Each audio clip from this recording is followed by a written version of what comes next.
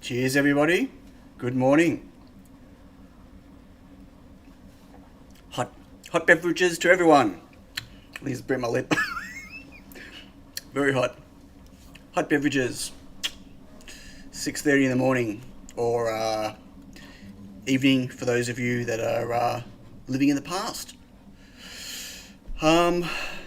Mike is up very early this morning, aren't you, Mike? What's going on, man? How many coffees have you had this morning? Mako's drinking Coke. Okay. Wait. You're drinking Coke. Right, okay, cool. Yeah, got it. Had to check. 3:30 p.m. yesterday. Oh, I wish. Hello, Steve.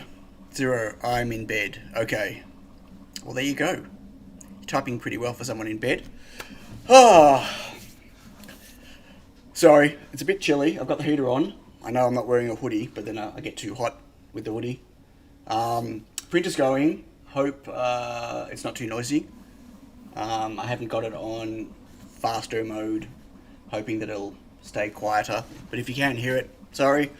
I'm doing lots and lots of printing at the moment, which we'll get to in a moment as well. Mako went back to bed. What? Isn't it your afternoon? No, is it your evening?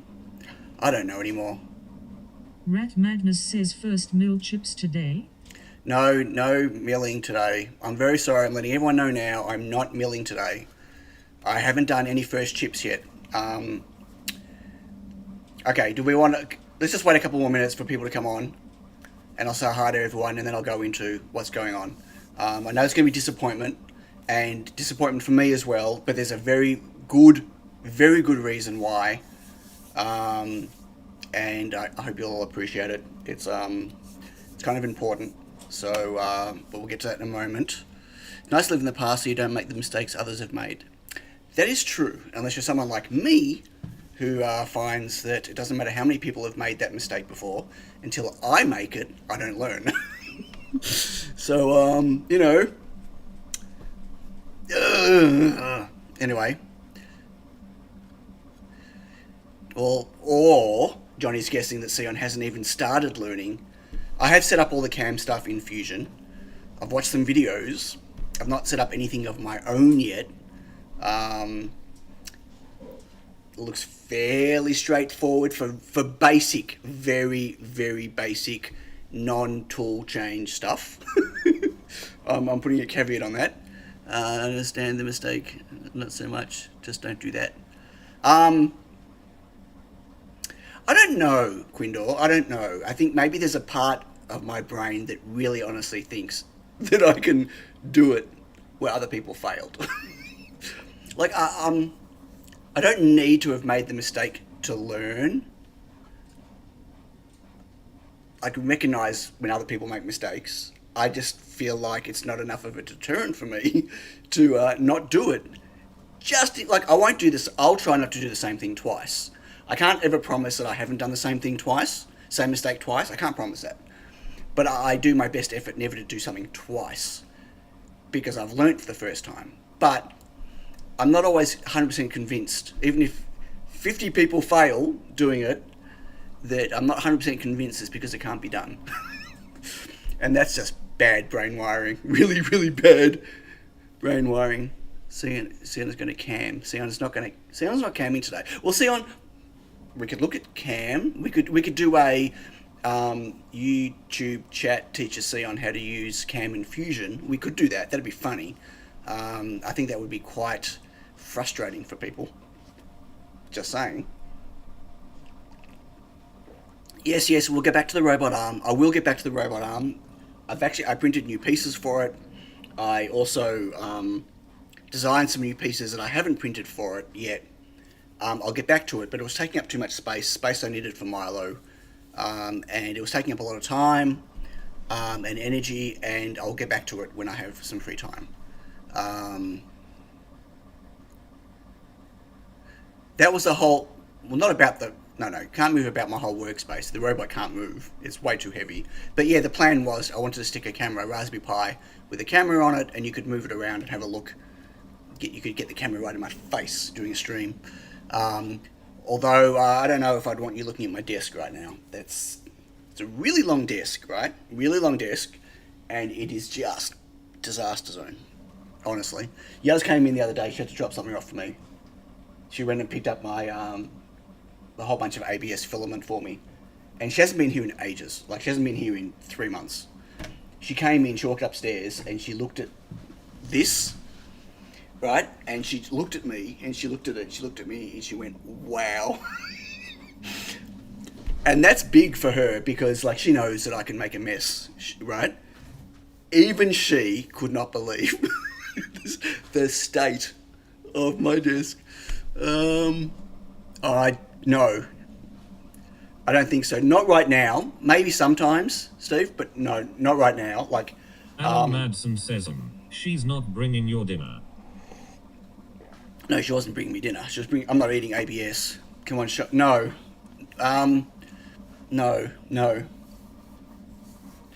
No. But it is in a state of, like, I transitioned from robot build, which was messy, to Moo build without tidying, because it was a lot of the same tools, right? Yeah. So I've moved Moo back a bit because I've got my camera set up. Okay, let's take let's get started. Let me say hi to folks in the chat. Alan, good morning. Christian, hi. Mako, Rat Madness, hello. Yumbo Prime, hi. Dutch Taurus. Antonio, hello. Mike, Causa, oh my god, I'll never get that right. Mike C. Mikey Mike in the...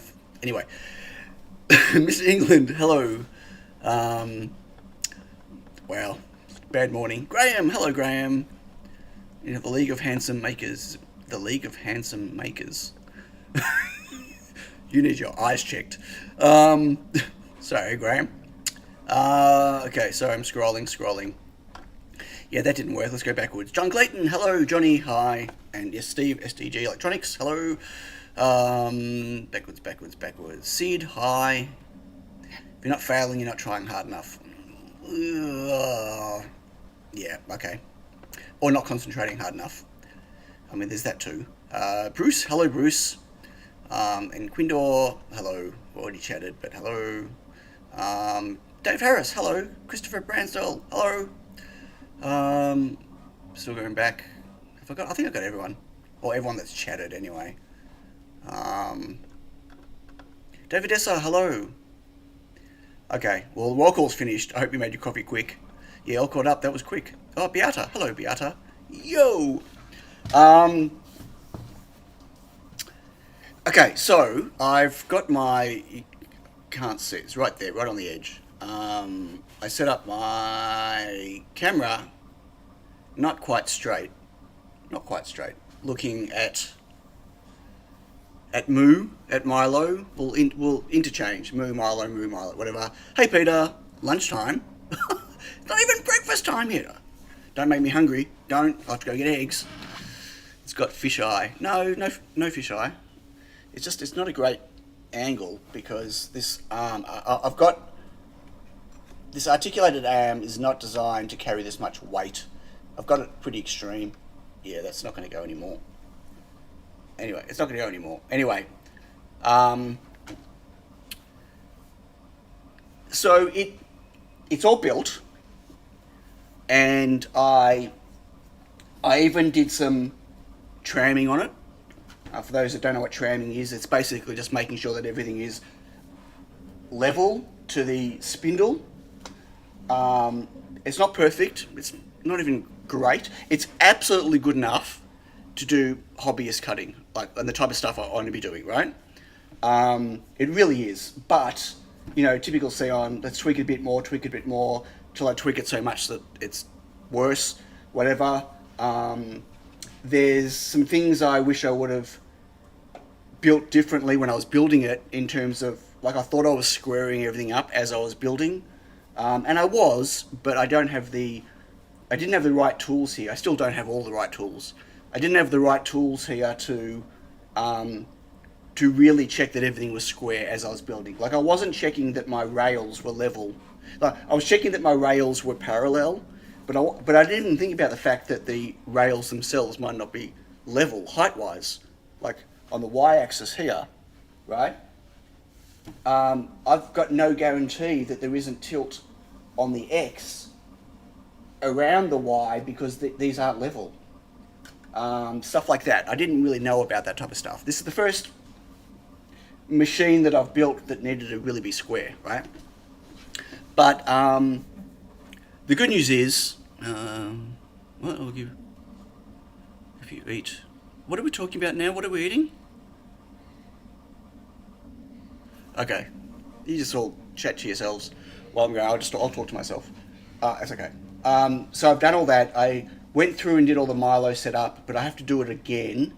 The Milo, what they call Millennium OS. I've moved to think some. Alan Madsen says streaming. Yeah, I don't know what that is. Rotten fish. Ugh. Don't make me feel ill.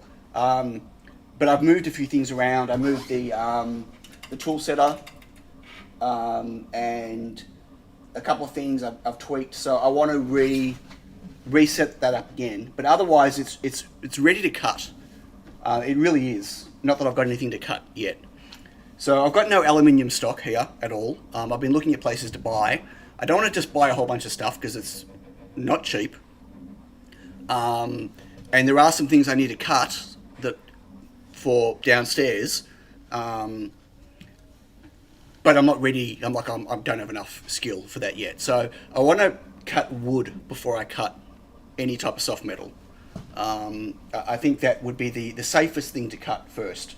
The worst I can do is set a piece of wood on fire, and burn and dull a couple of mill bits. The chances of breaking mill bits on wood is much less, and the cleanup will hopefully be better. Hey, mate, Techie. What is it? You guys are still talking about rotten fish. So I've got a fire blanket here. Extinguisher's downstairs. It's not a wood fire extinguisher, like as in, actually, a small one might be. Anyway, I've got a fire blanket, but whatever. So, right, we're cold. That's a good point. Let me show you. I've got to go get it. It's downstairs. Hang on.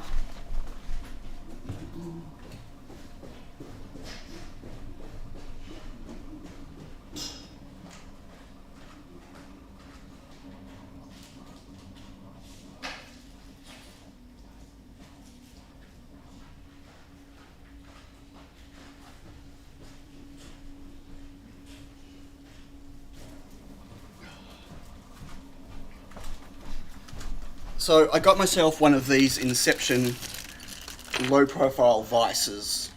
Rat Madness says maybe Delrin. So I've got some, I've got some Delrin here that I could cut. I don't want to cut. I want to cut wood as the first thing. I've got plenty of timber downstairs. I'll explain why in a moment. Anyway, I got one of these Inception vices. They're a really low profile grip vice, and so that's what I'm going to be using for work holding. Says start with that green stuff you put flowers in. No, I think I'll be okay with wood. Depends what I'm going to cut, right? Yeah, these are really nice. It's a really nice vise, and it was recommended on the Millennium Discord. I bought this ages ago. It came ages ago. I bought it when I ordered the Milo kit, but of course it came much sooner. Anyway, that's got to be put on, and then I need to get all the measurements right for this as well. So I've got something for work holding. Remember, I'm only looking at cutting small stuff for the moment. Christmas foam. Yeah, I don't know what it's called. I know what stuff you mean though. Woodcut wood. If a woodcutter could cut wood. Probably a lot more embedded hobbyist than this is going to cut. So the reason why I'm not doing first cut yet is because, well, there are several reasons. Firstly, I don't have a bench to stick this on, and I think my table's already warping. But anyway, it's got to go downstairs. I don't really want to cut up here. And I don't have a big enough bench area to put this on that's stable enough. I've got one picked out that I'm going to order. I just haven't done it yet. It's a big, like a steel bench, proper thing. Is it a laser cut? No. This will be much slower to cut than a laser cutter. But this can cut way more scope than a laser cutter can only cut one dimensional. Or two, like X and Y, but one. Anyway. But the main reason is I've got nothing to enclose it. And it makes a mess. Right, as John said, so I've been watching videos of people doing first cuts, whatever else, and there was one in particular that I watched. I'm not going to try to pull it up now and find it now. He just did, his first cut was wood. It was only like a bit of 2x4, this big. He just cut the Milo logo in it, and the wood chips were like he built this big cardboard thing around it, like a circular thing, so he could record, and there was just wood everywhere, like everywhere. It was insane how far the wood was flying. So yeah, find wood dust and stuff years later, which is why I want to cut wood before I cut plastic or metal, right? But something cool happened last week though, something unexpected. So I was going to be doing a cut this week, on stream, on video, whatever else, because I was way away from being able to get an enclosure for it. So I've been collecting cardboard, large cardboard boxes downstairs, and I started cutting up cardboard, and yeah, you can CNC plastic, absolutely. I started cutting up bits of cardboard that I could tape together to build some monstrosity that could go around it. And then, so there's a particular enclosure, I showed last week, an enclosure that was designed. Satibot first says 1, 2, testing. Yes, farting is working, Christian. The enclosure for it, I mentioned, is coming in a kit, but it's not available for a couple of months. Well, something cool happened. LDO Motors reached out to me privately on Discord and said, hey, because I asked them online, I said, are there any kits left, any beta kits left? Is there anywhere I can get a kit? They said, no, there's nothing left. You're going to have to wait. It's going to be 2 months. And I thought, okay, well, I guess the first cut's going to be everywhere. And then they reached out to me privately about an hour later and said, look, we can put together one more beta kit. If you want it, we can ship it out to you. And I said, absolutely. So I paid them before I even went back to him and said, yeah, type thing, I just paid straight away. And they shipped it, and it arrived. Half arrived Monday morning, half arrived Monday afternoon. And I've got the kit here for the thing. So I've been frantically building, printing stuff, ready to go. I've got, really, it's all over my couch.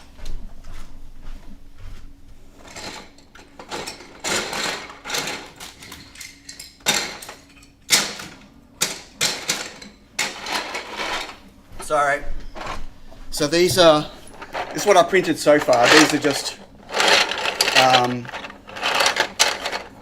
corners, and it's about 5 kilograms of 3D printing involved for the case. Each print bed I'm doing is about 7 hours. There's another one going right now. Let me show you the case.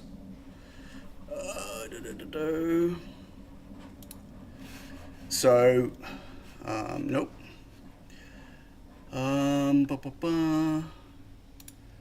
Extrusion, clips.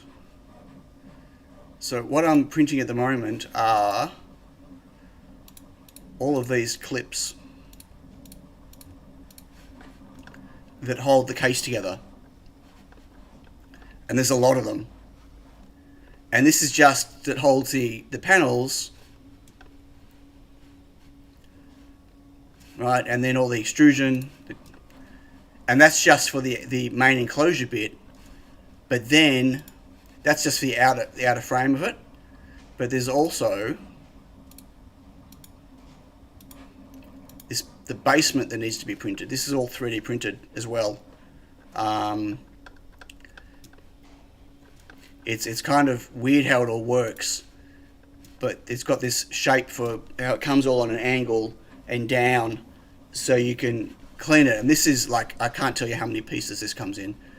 This is just insane.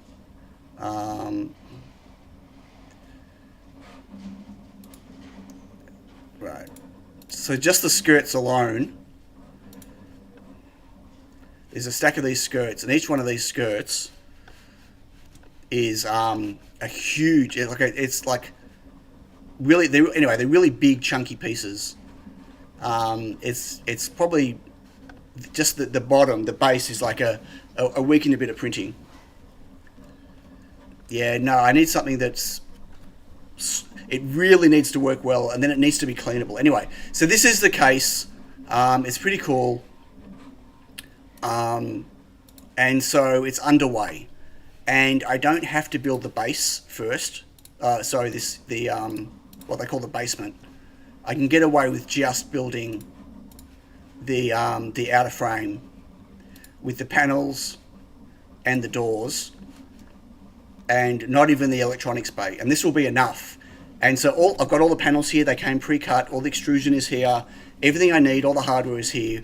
All I need to do is print all of these connectors and join it all and screw it all together. And then Milo sits on here inside on these. There's the sliding doors. Sits on the frame here, and this can just sit on a bit of timber, which I've got over there, which can sit on a bench. Over putting a dust collector on it. Right. So when you say dust collector, you're talking about for the enclosure. Yes, I've got extraction stuff here that may work, may not work. I don't know. We'll see. I might need a cyclone, something. But for now, so I just need to assemble this. I've got everything I need. I'm just printing all the clips. I've got all the clips will be finished tomorrow afternoon, maybe, right? And then I just need to assemble, and then I've got this frame. And then once I've got this frame, and I stick Moo inside it, that's it. I can then cut, right? I don't need to worry about redoing the electronics for now. That can come later, because all the electronics is designed to go in this section here. So it's all separate. All the stuff I put underneath will actually go on the side. Yeah, I don't need to do all those things. Like I just need something that I can keep clean, that I can vacuum out, that's going to stop all the debris going everywhere, right? So this is really important. I can't make a mess downstairs because of the production line, and if I make a mess up here, I'm never going to clean it. Separate chips with also that it doesn't run into it again. You mean if you're talking about extraction on the actual near the tool head, I can't really easily do that. It's not like a milling machine. Anyway, it'll be fine. I know I need to avoid recutting chips that are just cut. I get that. But if I've got the mill bit right, with the right number of flutes for what I'm cutting, and the right feed rate, I shouldn't be doing that, right? That generally comes from not using... Anyway, I don't know. I'm still learning. So here's Mark, use a vacuum hose. Man, this suck. Right, and I can, on my first cuts or whatever, I can stand there with a vacuum cleaner doing it. I can have the front doors open. I can be vacuuming as it's cutting. That's fine. Actually mounting some type of vacuum to the head is not the same as doing it. Like you can't put it like a normal like a router table type thing could have a dust shoe on it. That's fine. This can't have a dust shoe. So I'll learn very quickly. I know. I'll learn very quickly. Lots of mistakes. Anyway, so this is exciting. This is happening right now. I'm well into... I'm printing my second last plate of these clips right now, which this one will be finished in about 6.5 hours. So once this one's done, I'll start the last plate, and then I'll start assembling. And so even maybe by end of the week, I'll do a first cut on video. Invest in some super comfy earplugs. Yeah, I know it's going to be loud and noisy. I know.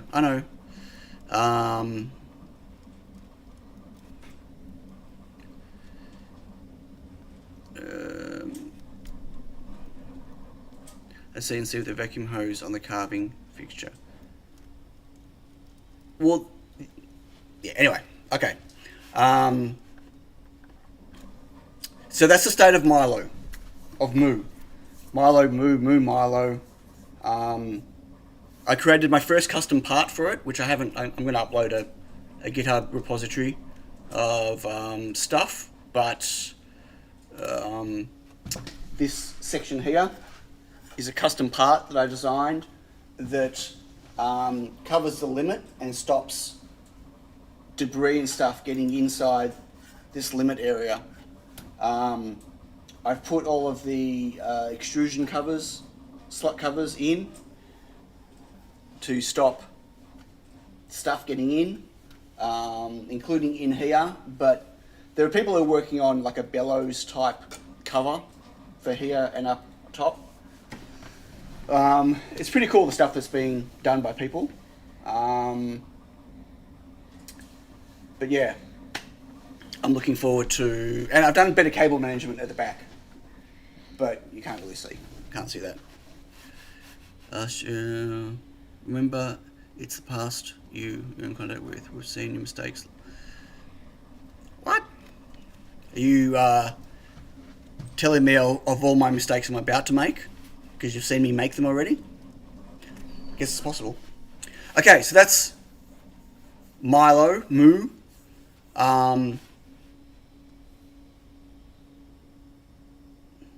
Put it everywhere you can.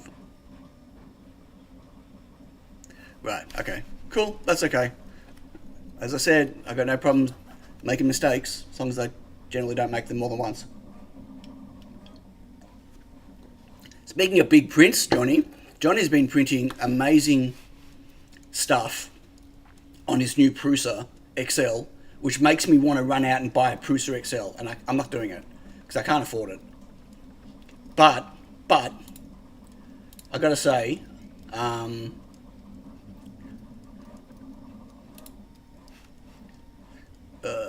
wrong window. But like, look at that. How cool is that? That's 3D printed.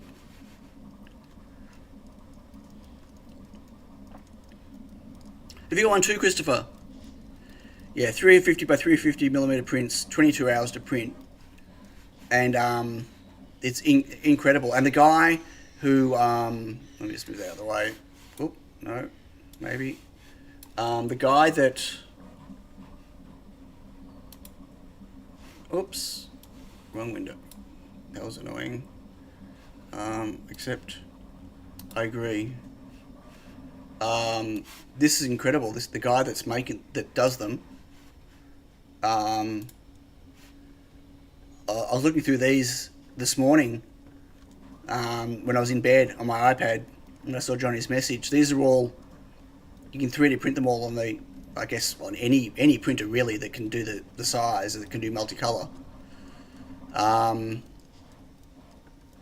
Incredible stuff. It really makes me want to go out and buy a Prusa just to print these things.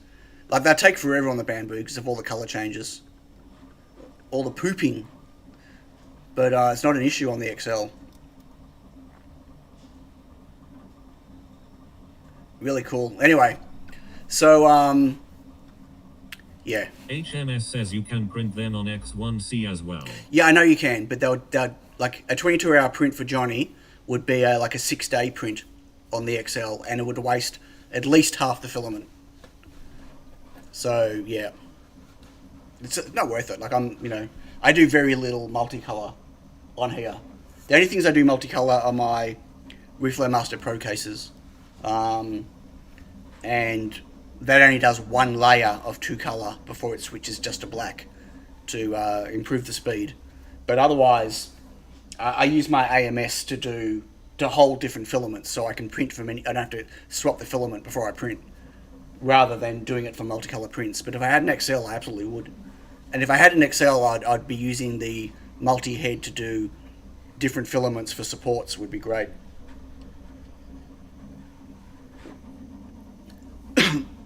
So yeah. Okay, so if that's the case, we've got HMS says with Hue Forge it's more laser warping. with Hue Forge, it's more more laser wrapping. It's only 3 to 4. Oh, really? Oh, okay. Well, still, filament change is very slow on the X1 carbon. Swapping layers, right? Okay, I didn't realize. I haven't looked at any of the models. I just looked at the website. Maybe I'll look. Maybe whatever. Obviously, I can't print 350 by 350. But yeah, they're pretty cool. So we've got two choices then. We're going back to multiple choice. Choose your own adventure. I still need to get that board finished, my Feather S3 Neo, which I've got here waiting to show you where I'm up to.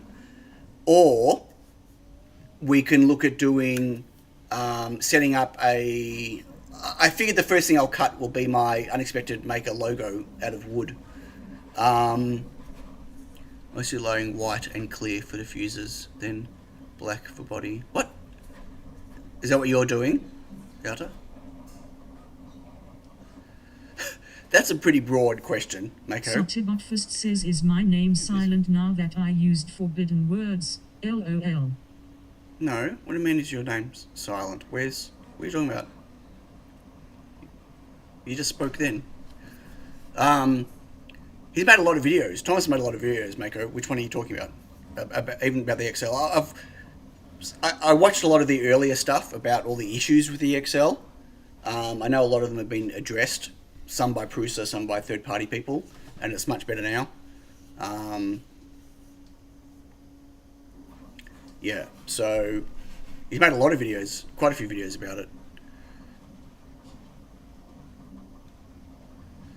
Wouldn't let you set it to fart, man? Oh well.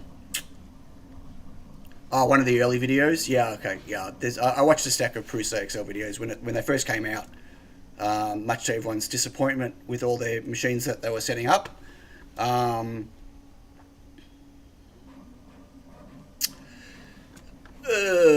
Okay, so what do we want to do? Do we want to do setting up toolpaths and setting up a job in Fusion? You guys will have to teach me. Or working on KiCad, trying to squeeze this, which is 49 RGB LEDs, into here, which is proving a little bit difficult. I keep making more room and it's never enough, and I don't know how I'm going to route the stuff behind. So Alan says KiCad. Oh, he made a new one. Okay.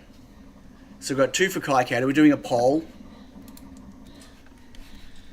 Let's start a poll, because you know, if I can work out how to start a poll again. Start a poll. Ask a question. What should Xeon work on during this stream?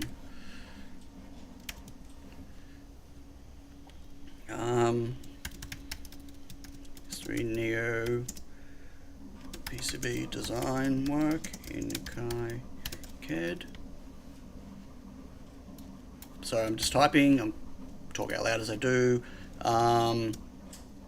Chat teaches Xeon how to set up tool paths for Milo in Fusion 360.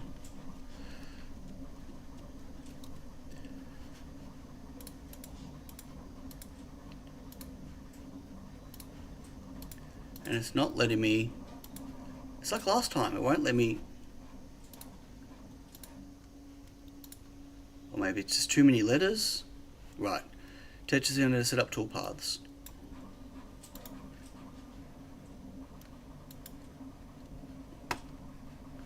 Okay, too many words. Design in KiCad.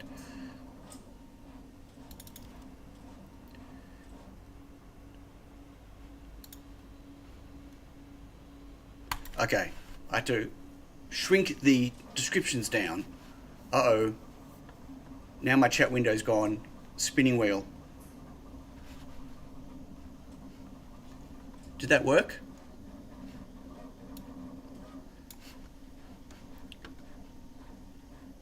Can anyone see the poll? And I've lost all chat. Top chat. Live chat. Wow. SDG Electronics says no. Okay. Reload page.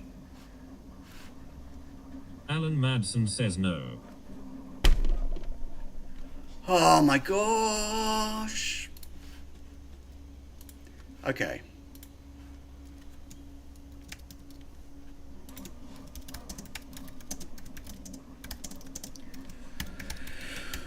Oh my, sorry.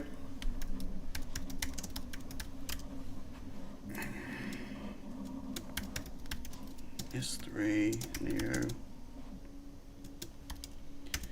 design. Learn how to do tool paths in 360. Start poll. Nope, same again. As soon as, oh, no, it worked that time. Okay. I think it works. No poll, just English. Wow. Yay. Yay, Google. Wow, 73% says PCB design. 17 votes already. Okay, overwhelmingly it looks like PCB design. Okay.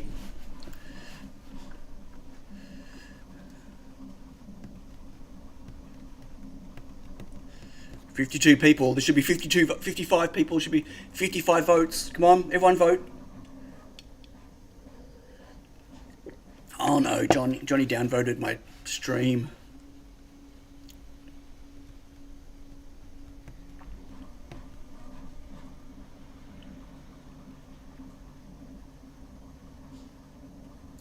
Yeah, it would be good if a mod could do it, actually. Not that I trust any of you. I don't even trust myself sometimes. Oh! Back to 3/4. 28 votes. There's no way that Toolpath's going to catch up now, right? Okay, it looks like it's going to be KiCad time. Yay! If that's the case, I'm going to turn this off. Okay, camera is off. We're going to end the poll. 29 votes. I'll end the poll at 30 votes. Do I need to? That's just stupid. What a stupid thing to do. Okay, ending the poll. Don't. Actually, I didn't vote. I can't vote. Why can't I vote? Maybe I'm going to vote for option 3. 3, 2, I'm going to end in 30 votes. End poll. Okay. KiCad it is. Oh, 31 votes. We squeezed another one in. Hello, Christian. Have I ever tried FreeCAD? Yes, I have, and I hate it. Hate it with a passion. Hate it, hate it, hate it, hate it. No, it's the on-cell stuff. I tried it when it first came out. It was really buggy UI on the Mac, which was a bit of a showstopper for me, which I spoke about with them on Twitter. The on-cell stuff looks promising, but overall,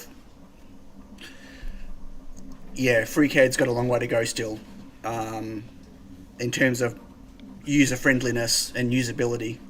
Not functionality, usability. It's clearly got good functionality. But how much time have you invested in Fusion 360, Steve? Like, I've spent years and years in Fusion 360. So the transition for me is harder, just like the Eagle to KiCad thing, but it's just, yeah, some things are completely unintuitive in FreeCAD, not because they're different to Fusion, not because they're different, they're just unintuitive from a user interface and workflow perspective. But a lot of that stuff is being improved. The on-cell stuff is helping. Yeah, so I'd like to. I'm watching it. I'm watching the space. But, you know, for instance, they're still not good toolpath stuff in FreeCAD. This stuff coming, and it's getting better, but stuff like that. I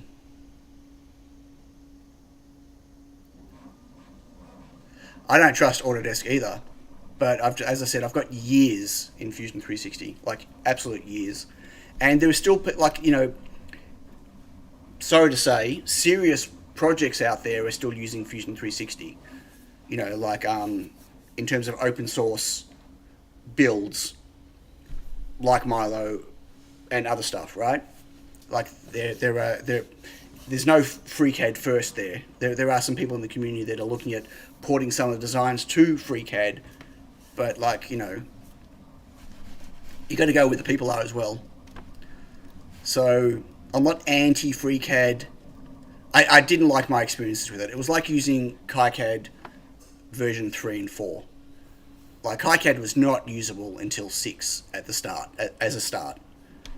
5 showed some promise. 6 was where it started to really become much more usable, and now it's great.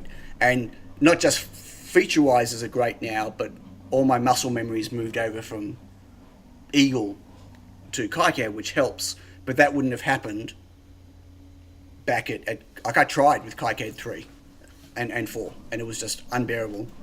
And that's kind of, I feel, where FreeCAD is right now.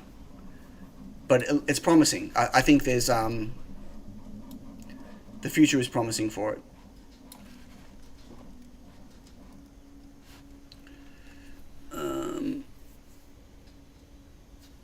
Okay, so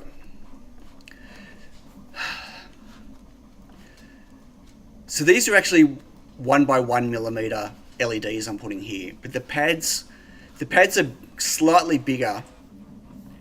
They're actually smaller than the data sheet for the 1x1 millimeter ones I'm using, but they're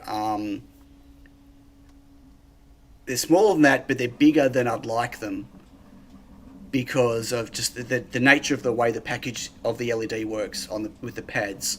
So this is kind of necessary, but so the layout of this is actually denser than my bling. So if you look at, so the LED on that, right, that's 40 by 8. So the density of the LEDs there has got more space than what I've got here. I've had to shrink everything much closer, as close as I can possibly get it, without making a manufacturing issue for myself.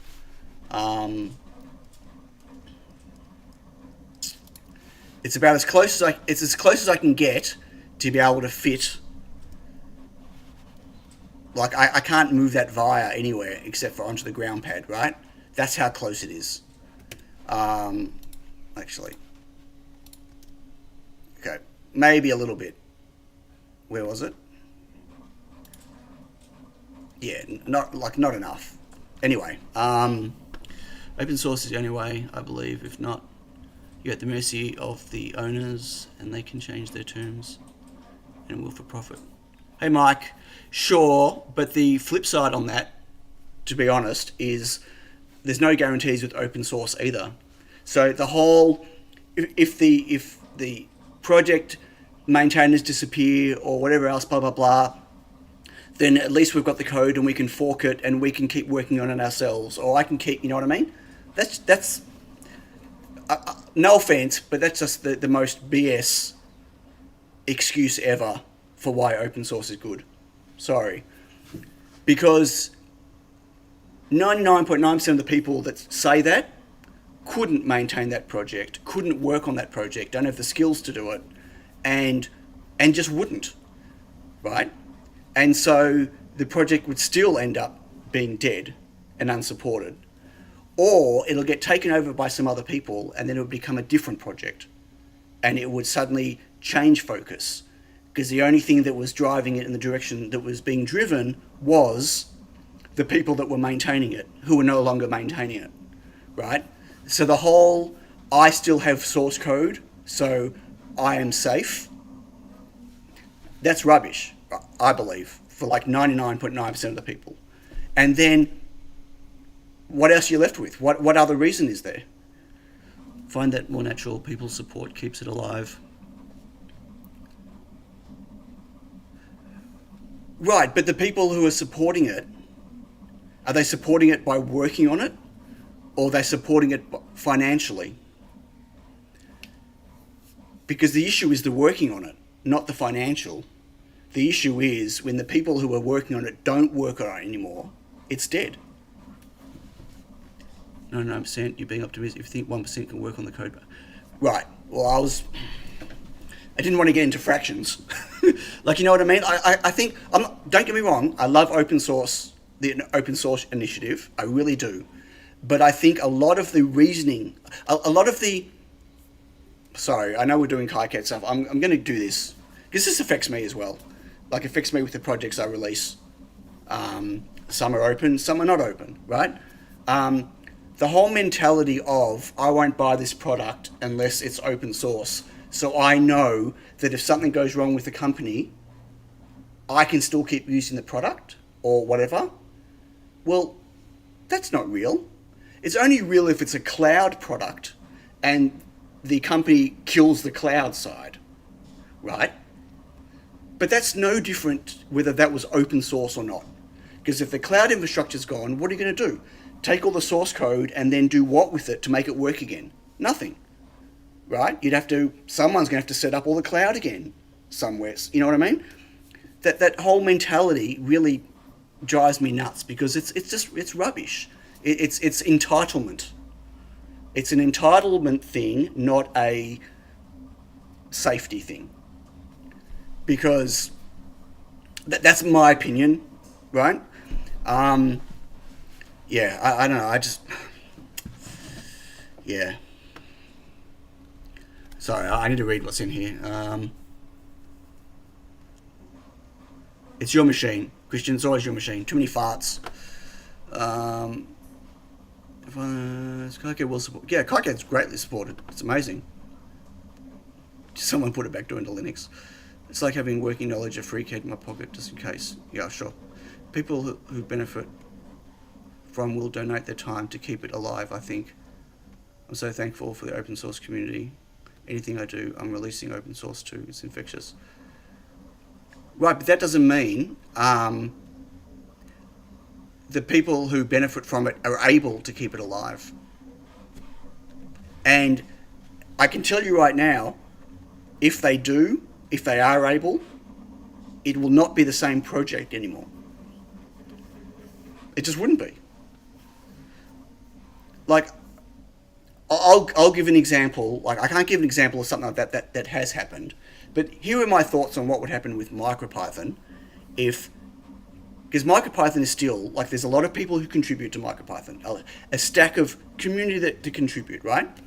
But Damien is still the maintainer of the whole project, and him and Jim, they gatekeep every single merge, and they review every single PR and give feedback and ask for changes and blah blah blah blah blah, right? Whatever. And MicroPython's robustness and trajectory and focus is purely 100% Damien. 100%. And if Damien decided, I'm not maintaining MicroPython anymore, have at it, and other people stepped up to the role to do it, in the near term, not much would change. But in the midterm, quality control would disappear. Ports would become completely fractured from each other instead of unified. And long term, MicroPython would be a dead project, right? And that's what I believe would happen. And that's what I think will happen with most open source projects when the people who are leading it aren't there anymore.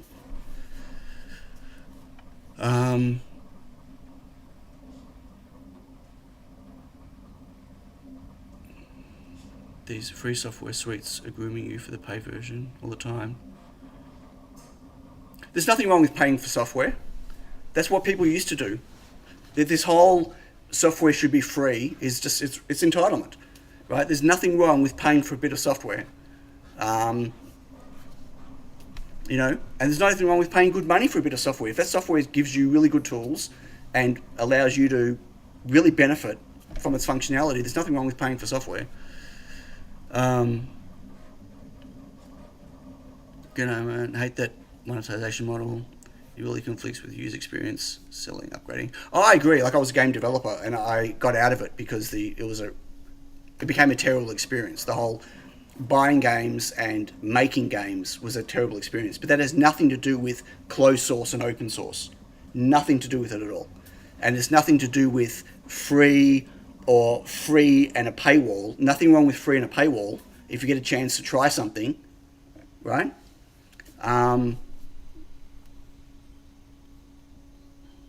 I still use Eagle, and Eagle will no longer be available.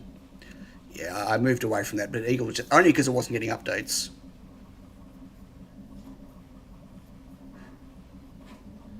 Right, free to use, pay to use it properly. Well, that's no different to trial and paid, right? But not all software is like that. That there is free to use properly for a limited time and then pay. Nothing wrong with that. And just what's wrong with pay to use?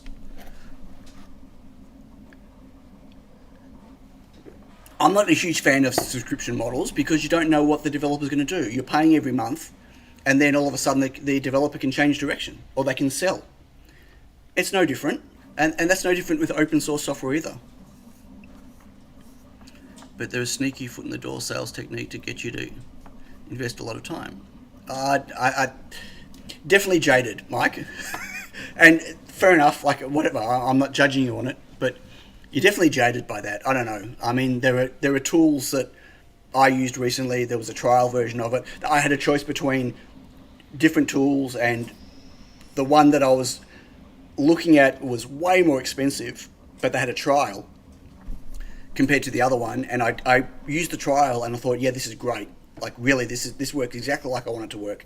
And I paid for it, and it was like 3 times the price of the other bit of software. But the other bit of software, there was no trial. I couldn't even try it. There was no demo. So they lost out on my money, and I paid 3 times as much for the other tool because they let me use it. And it wasn't limited in any way, other than I only had it was limited in that I could only do a certain amount. It was for labeling images for ML stuff, right? And I was limited. I could only do like 20 images in a chunk, which was more than I needed for what I was doing, right? Anyway.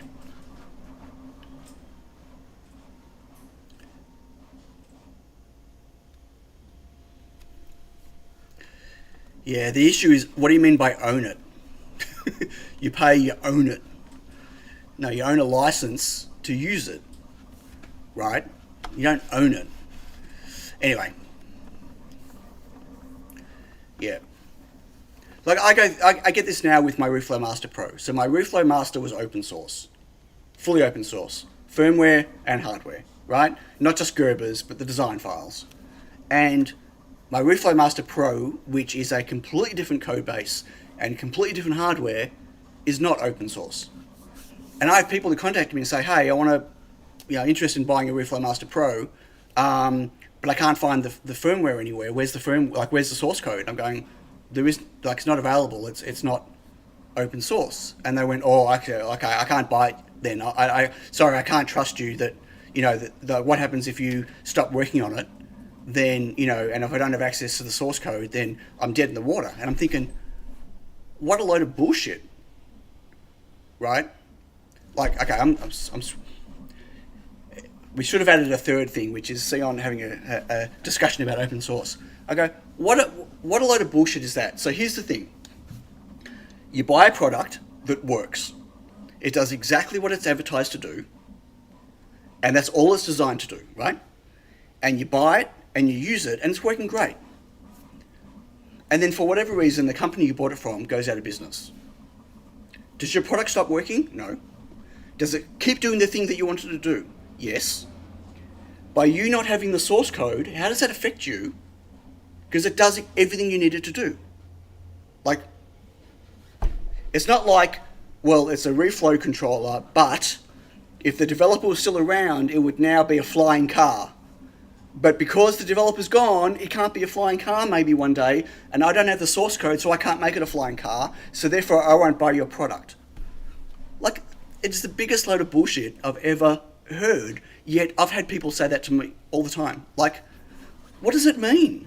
Like, you buy a product for what it does. You buy a bit of software. Okay, it's not like you're buying an operating system and you expect upgrades, right? If you bought, ready for a laugh, if you bought Windows and it had no bugs, right? I didn't say Mac OS, it's got plenty of bugs, I know. If you bought Windows and it had no bugs, would you expect Microsoft to release updates? Okay. Intermit says same with my products. 90% of the time they want to make a change, but what they really mean is they want to rip off your work. Right. Well, that's a whole discussion. That's a whole separate discussion of why people need access to the design files, right? I wasn't even going to go into that, right? I'm not going into the whole, But the reasoning that there's this entitlement that if they buy a product, they should be able to do anything they want with that product. And to do that, they need to have all the design files and all the software for it. But they won't pay for that. They're just paying for the product. And it does exactly as advertised. And it frustrates me. Like, I don't argue with them. When someone says that to me, I go, no worries, buy a Controlio 3 or whatever else. It comes with firmware. And they go, oh yeah, I'm going with that because I get the firmware and I can make modifications myself when I need it, right? And it's surprising that several of those people have come back later and bought a Reflow Master Pro because the Controlio, although it's open source... These are the same people who own an iPhone and drive a Tesla. Maybe. Maybe not. Maybe not, actually. But, they come back later and they buy a Reflow Master Pro because the Controlio software is open, but it's really old and it's featureless. Says, do they have the firmware to their car? It's different. I know it's a wrong analogy, folks, because in the electronic space, because a lot of stuff is open source, it's become an entitlement, right? Like, if I wasn't... Here's the thing. I actively work on Reflow Master Pro. I know it's been a while since my last update, but I've got a big update coming. There's a new mode coming. There's a lot of stuff's been redesigned. The UI and the device has been redesigned a bit. bit more intuitive, whatever. I've invested stacks of time in Reflow Master Pro, right? It does everything it's advertised to do, and I'm still adding more to it. And the people that bought it aren't paying for upgrades. They just get the update, whatever. You know what I mean? You buy once, you get the updates. But even if I stopped doing updates, it does everything they bought it to do, right? If I ever stopped, if I ever said 100% I'm never, ever, ever updating the firmware again, right? I'm going to maybe shoot myself in the foot here. I'm pretty sure I would just go have at the firmware, right? If I was killing it off as a product. I've got no reason to kill it off as a product. I'm not retiring off how many, but I've probably sold 200 or 300 Reflow Master Pros, and but I've probably spent thousands of hours writing firmware for it and making it as good as it is. For its limited functionality of what it does, the Reflow controller, like it's had a huge amount of love and work put into it, right? And $89 for this thing, and people are bitching and moaning that they can't get the firmware for it, and they're worried about what will happen in 5 years' time, 10 years' time, for $89, right? Well, in 5 years' time, you're probably not using your toaster oven anymore as a Reflow controller. You're either not doing electronics anymore, or if you are, you're not using a toaster oven anymore. Like, you want to repurpose it, pull it apart, use the screen on something else, pull the ESP32 module off there and use it for something else. Like, you know what I mean? Sure, but it's just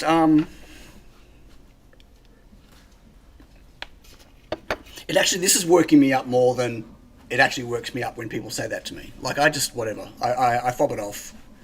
But sorry, I've missed all of the stuff in chat. Still, I prefer to have a pay per version model.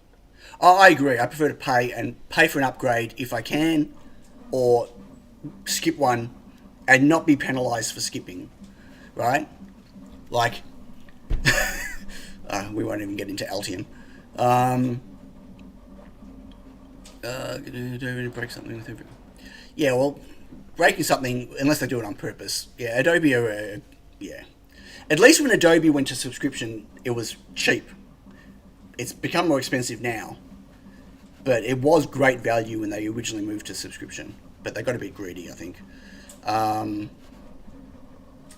Mostly think a combination of, do I get paid for using it, and can I force you to register with the third party? And I wish to... No, it's...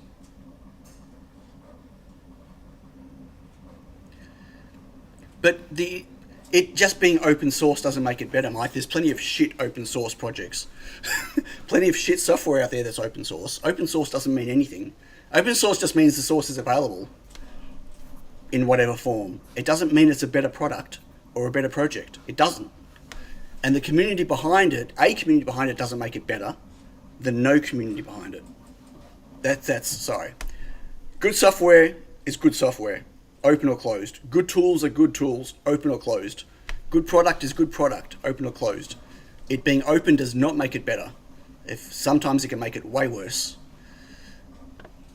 Yeah, yeah. Windows without bugs, never going to happen. Hey, Wagon Loads.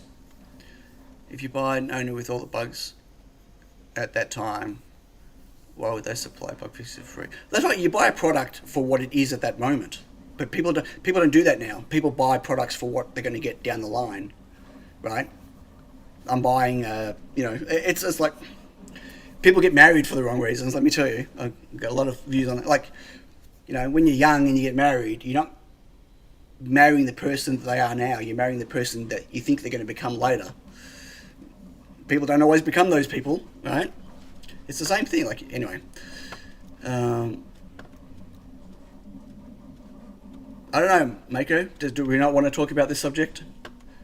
Intermit Tech says, I partly get it though, with especially the big corporations walling off everything nowadays to maximize profit, including just dropping Sue. I get there, especially with the big corporations walling off everything. Yeah, I don't know. It's hard to understand what the mentality is, the motivation is behind big companies doing stuff like that. For any QB benefits open source.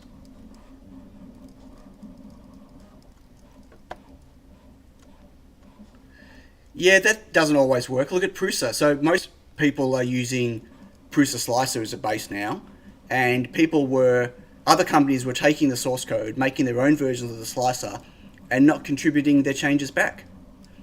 So how does that benefit the community? It doesn't. It benefits... So Prusa did all the work. Like, he made a video about this. It was quite open discussing this in public.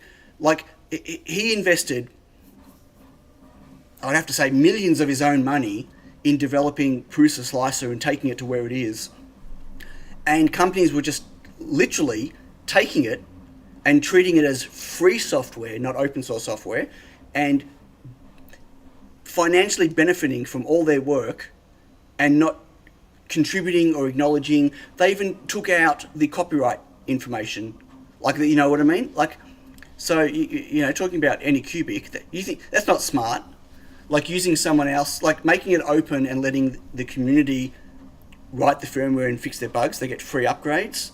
That's not how companies are supposed to support their software. Anyway, it's just not. So I'm still trying to read back. It's coming in as fast as I'm reading.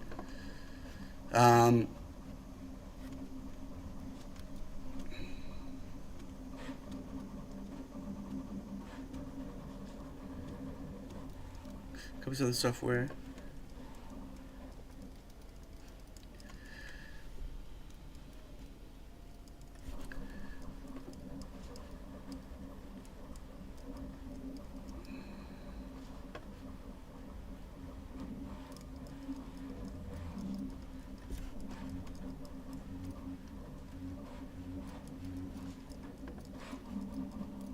Wait, what attitudes is so dinosaur? How?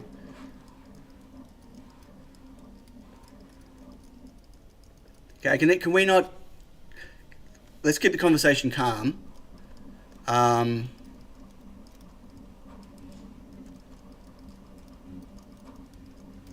Nothing wrong with amassing wealth or protecting it. Nothing wrong with that, Mark. It depends. What's wrong is what you do or don't do with that. Sorry, there's like, capitalism has become a dirty word, commercialization has become a dirty word, making money has become a dirty prospect. At the end of the day, it's the people. It's not the process of amassing money, it's the people. It's what they do with it. But, okay, let's not, I don't want anyone attacking anyone. They're just beliefs, and that's fine. Okay. Let's get back to doing some... I don't know how I'm going to fit this in. Back to... I even tried moving the reset button over here, but that's actually a bad idea, and I actually don't want it there now. It was over here. I need Internet Tech says, does it even fit between the headers? It fits between the headers if I lose the labels, and I don't want to lose the labels.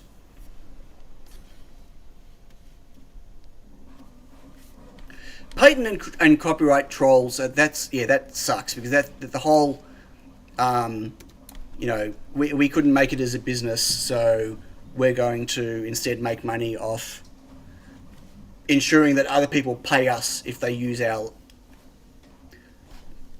patents and whatever else. Like, whatever. I mean, it's just like royalties. Like, you sell something and you're claiming royalties, but it's the type of thing that they patent.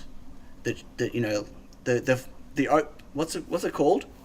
There's a type of patent that's free for everyone type patent. Anyway, whatever. Let's not get into.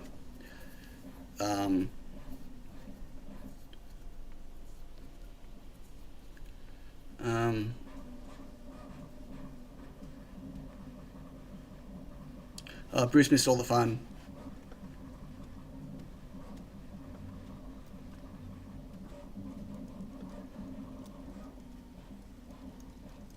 Can we not... Hey, Mike, can we just relax, please?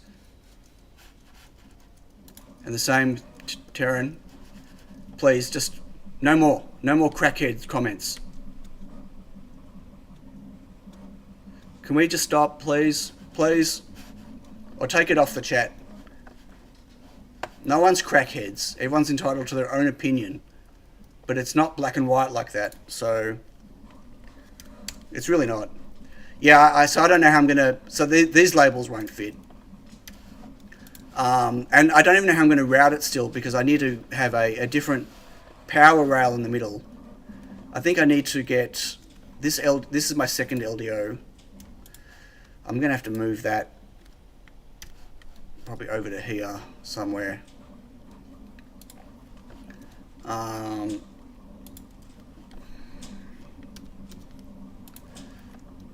I've got more width than I've got height. If you look here, I should actually group this just in case I mess it up. So I've got more space on the width. So I need to move some of the things like above and below. Like I can almost, if the LEDs are there, I can almost squeeze that in. It's just touching the buttons on the bottom. What's your thought on 6-layer designs now? The costs are coming down a bit. I don't think 6 layers achieves much over 4.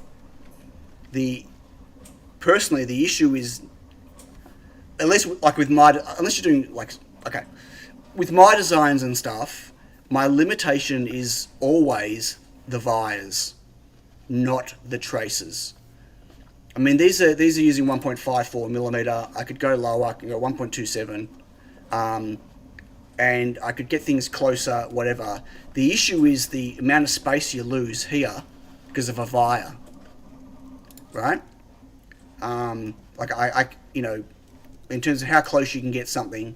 See that? Like I can get those two traces that close, but because of this vire, I can't. So I think there's much better bang for buck going to a smaller vire, so long as you don't have impedance issues from it, right? Like the amount of real estate I lose with vires is more of a problem. And those vires are still a problem when you go 6 layers. So I think smaller vires is better, as long as you know, as long as you know how it impacts your board. 6 layers just becomes more complicated. Like 6 layers, like my Blizzard is 6 layers. Let me load up my Blizzard board. And I regret having to go to 6 layers. But in the case of my Blizzard, it was because, which one?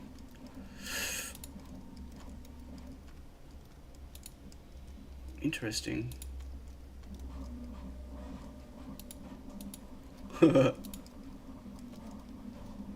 Okay, I've got lots of different versions of my Blizzard board. I don't know which one my latest one was. That's really funny. Let's try this one. Hey, Max.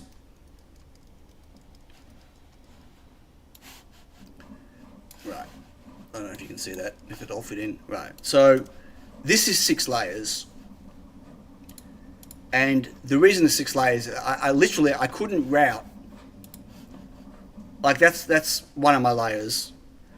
I couldn't get the infrastructure from the S3 to the FPGA without getting an extra. It wasn't a via thing, right? Although, I mean, obviously there's a lot of vias, but like I literally didn't have enough width for the board. I mean, if you look at how much I'm losing on the vias here.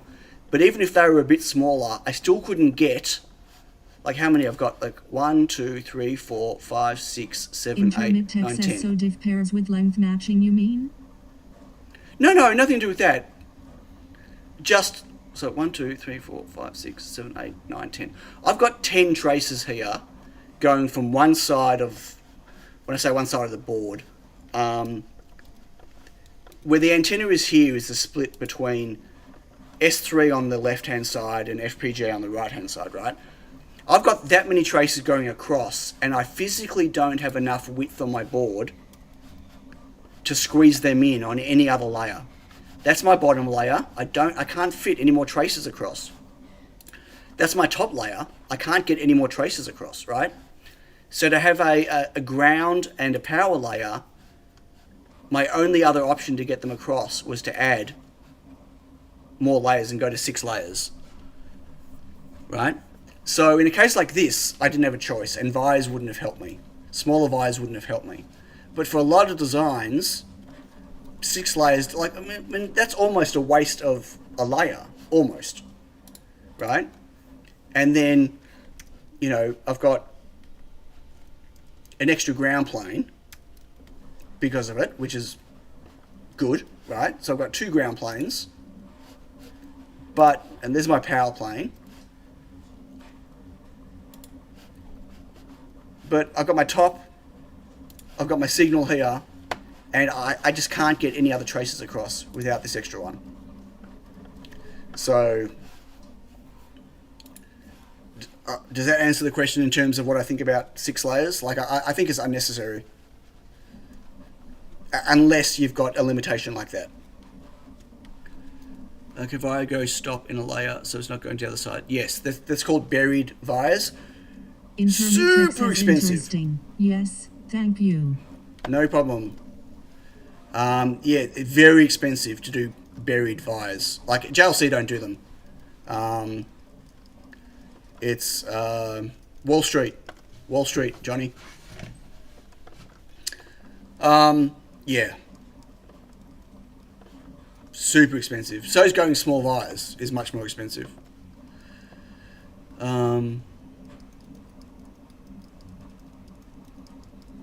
See a 3D view of the PCB to see what the problem is.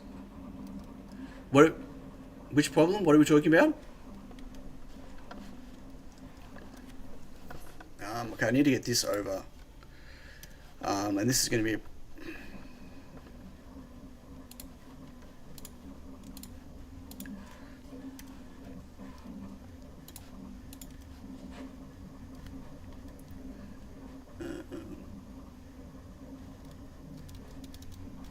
probably like that.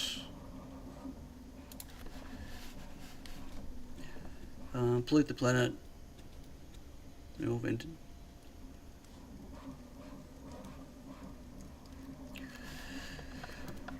Okay.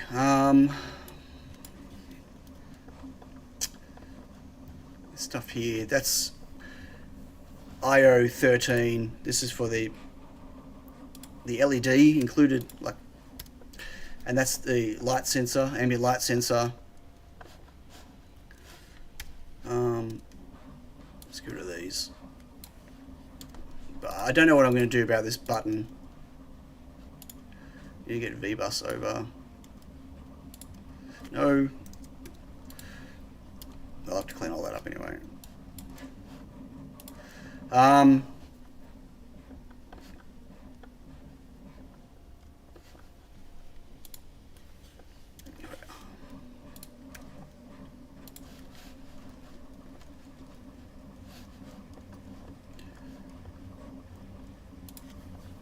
There's a lot of legacy stuff on here from like it was my Feather S3 that I ripped apart to put these LEDs on because I want the same pinout, the same general functionality. I had to remove one of the I2C buses, the second one.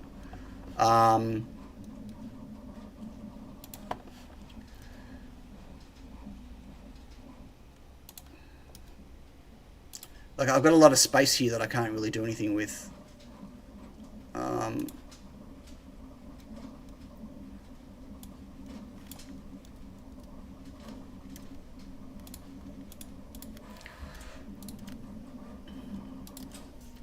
So I've been working on a really insane PCB the last couple of days. I can't wait to show you guys the project. But I have to find a sponsor, a PCB sponsor for it, because it's going to be at a guess, it's going to be $1,000 of PCBs, and that's not parts. Just the PCBs alone. It's going to be rather expensive. Let's put in that there for now. So this is the onboard LED. I wonder if I can move it.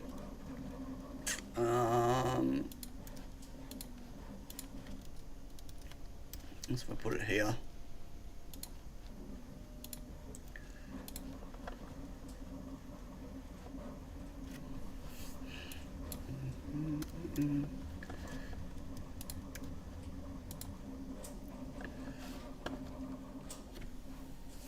"17 updates to go, bull." What?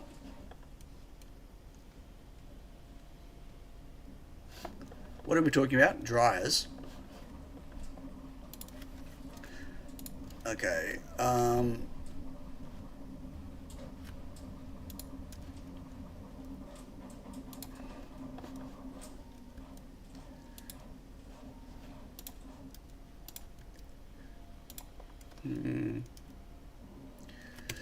Okay, so that gives me space here that I can maybe move the buttons over. Okay, need to get rid of those.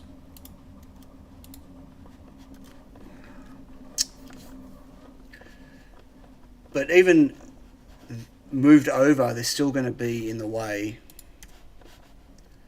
And now I've got a width problem because of the ambient light sensor.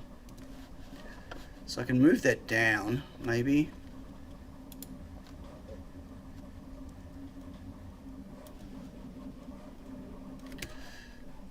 Go away.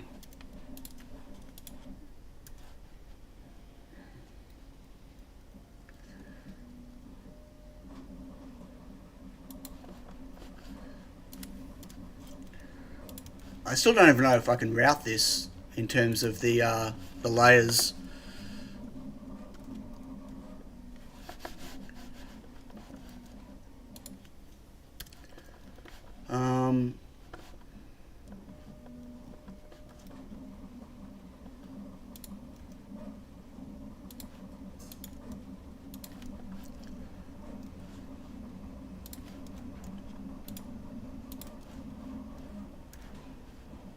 Really? See, even Kaiko still does some weird things sometimes with traces. Anyway, did that give me enough width? Okay, I've got enough width now, but it's those buttons.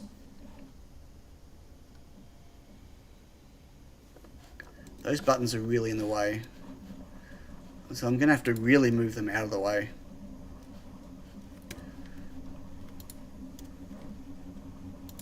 Like really out of the way.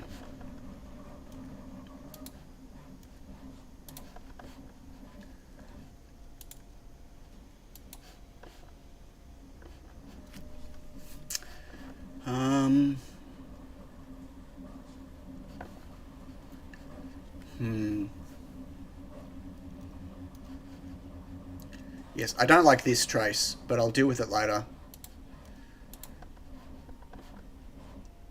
I want to just see if I can get...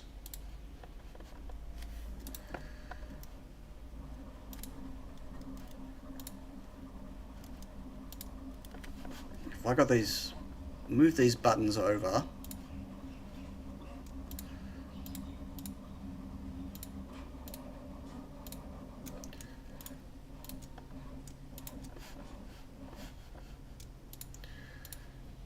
Away.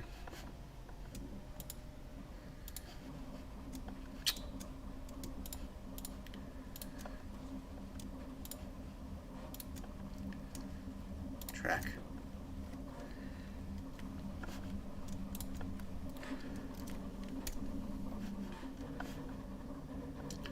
So that one there's still in the way, and even if I took them to here, that one on the left is still going to be in the way.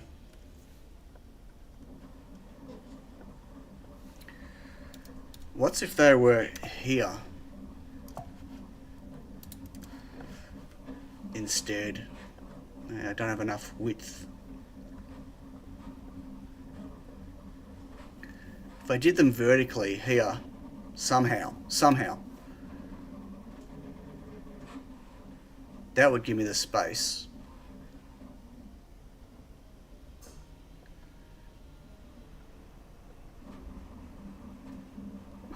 Wow, I don't know. Like, I've squeezed this stuff up here as much as I can. I could probably squeeze a little bit more, but I've already shifted things to the left. I guess there's a bit more room.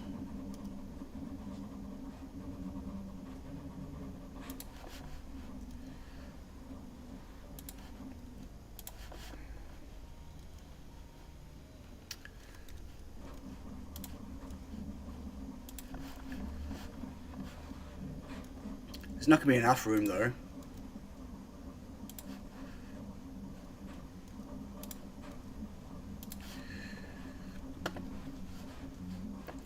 Can you move the LED into the hole next to the square? Into the hole next to the square chip. What? Into the where?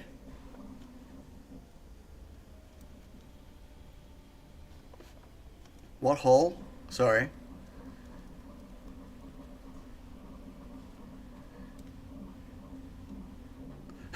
I don't think they make LEDs that small. If they did, I'd give them a go. For sure.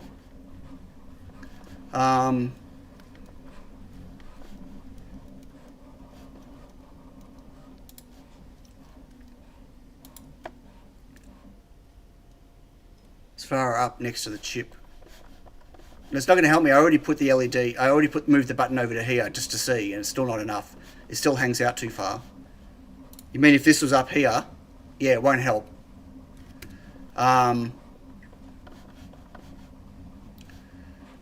If I just, okay, let me just stick this here.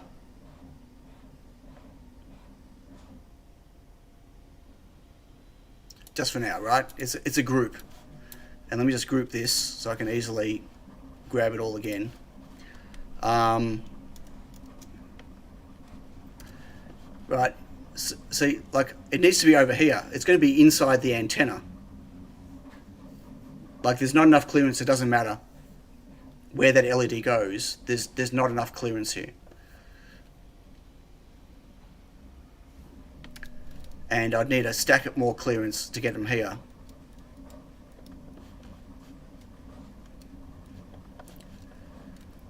I mean, if I didn't have the labels, no problem. I'm losing a little bit here and here. You know, or I could have one button here and one button maybe all the way over here. But even that is going to be too tight for a button. Unless it went... Yeah, it's a squeeze.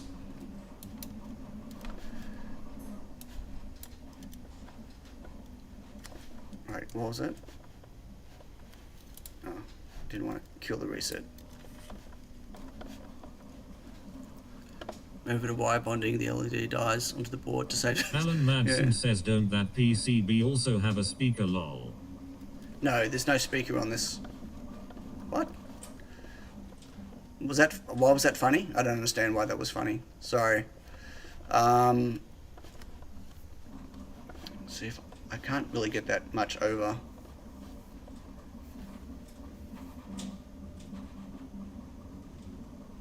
It still won't help. It's still going to stick out too much. I mean, sure.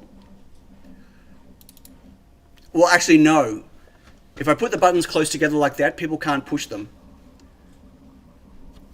So that's a design. That's a bad design choice. Wagon loads. The spacing on the buttons is so people can push both at the same time. Hold one down and push the other one. Right? I mean, that looks big on the screen, but the spacing there is only just possible with two fingers. If I move them closer together, people aren't going to be able to push them at the same time. So, yeah.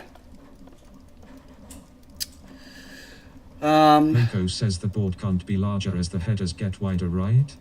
Well, this is a feather format. This is the exact layout of the... nothing can change. The header's width can't change, the position can't change, the board. I can make the board longer, technically, but I don't really want to. It's still breaking the whole feather thing if I do that. Although, technically, the board, as long as the headers stay where they are, if I make the board longer, yeah, but I want to, right, I roll my finger and do both at the same time. Right, but most people don't want to do that. I've had complaints from people. Like, I don't really want to go 0201 on the caps. If I can get away with it. That'll save a little bit of space. From a width point of view.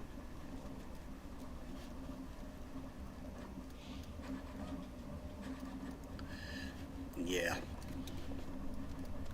3D mounting parts on top of each other.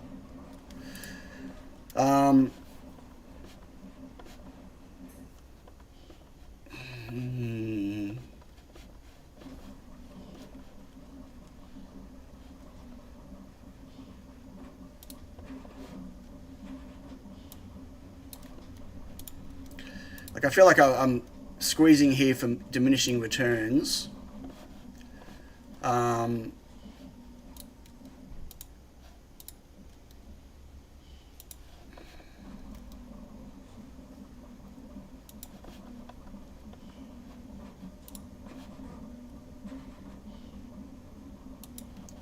But I'll keep trying. Hello, why won't you move? What are you hitting?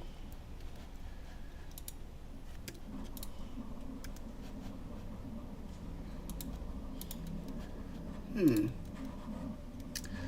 Kaike gets stuck sometimes where it just won't move something.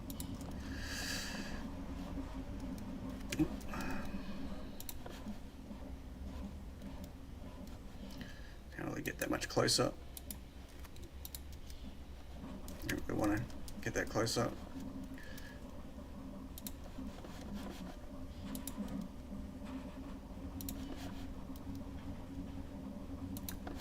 I have to fix these up later, their positions. But I'm trying to gain space, but the space I'm gaining looks like a lot when I'm moving it, but we're talking about 0.5 millimeter, like,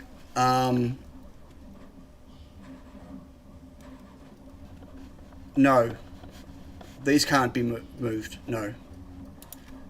These ones here, because I can't route to them. They can't be down the bottom. They need to be up top here. Yeah. I mean, yeah. Not going to help me. Moving these things here won't help me. So which things? What are the parts on the top? Oh, top left. Oh, you mean these? If you're talking about these are essential. These drive the top left. That's the data in resistor. That's not going to help me. I mean, that's already going into the thing. I can't get the LEDs higher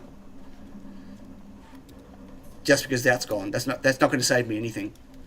Yeah. You gotta remember, I need to be able to route this. Like right now, I can't route it. Like I've got all the wires and everything's in the way. Like, and I don't even have all the wires in here yet.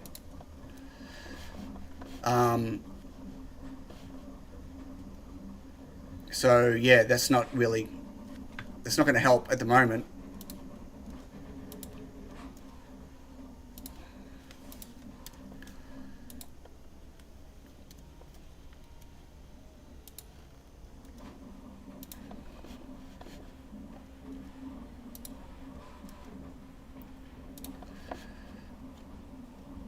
I could probably get rid of one of those traces. I don't know which one yet. So, routing the full WIMPs. Sorry, I've made a USB to VGA video output and works with DuPont's This PCB only left is a place and route. Yeah, it takes ages to do routing. That's okay.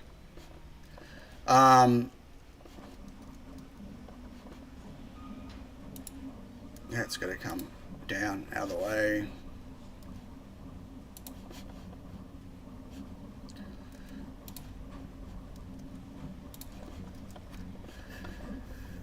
Oh, these buttons. What a pain in the backside.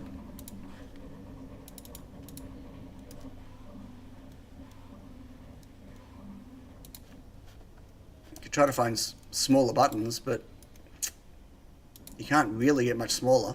And they're going to be usable still. So I need to get...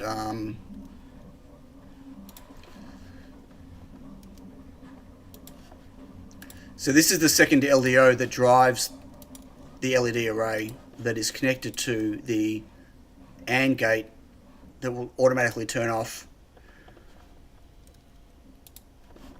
will hopefully automatically turn off when it goes into deep sleep.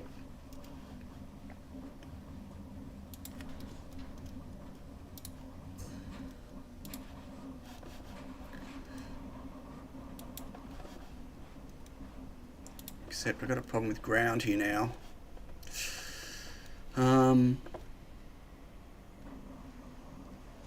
What are you making? Because look at all these wires. And that's not all of them. They're only the ground wires. I've got to put power wires in here. So I haven't done those yet because I need to make space for it. But there'll be twice as many wires in here. So every second one is going to be this. It won't be a ground. It'll be a VDD. There's 3v3, 2. So every one of these is going to be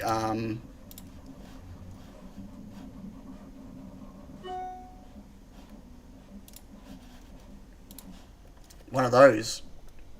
One there, one there, one there. So I can't have... I need space in here. So this is going to be a... see this empty area here? That's going to be another power path. It's going to be the second LDO that controls that.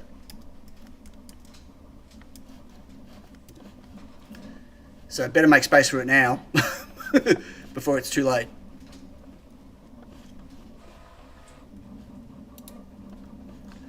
Oh, empty clock. How am I going to get that all the way? So that's down here. I'm going to get that all the way over there. Am I wrong, or is JLC doing vias into pads? Yeah, they've always done vias in pads, but you need to do smaller vias, so you need to pay extra for those vias to be able to put them in pads, unless they're really big pads. Like, I can't put a via that big into a pad, right? They won't do that. But I mean, via in pad's no different really to this, yeah? If it's a big pad. Generally, via in pad is for when you're doing like 0.2 millimeter hole and with a 0.3 annular type thing. It can suck the solder. It depends on what trace it is and whatever, but yeah. I've got this space down here, but I can't really utilize... Maybe I can. What's if I brought all this down?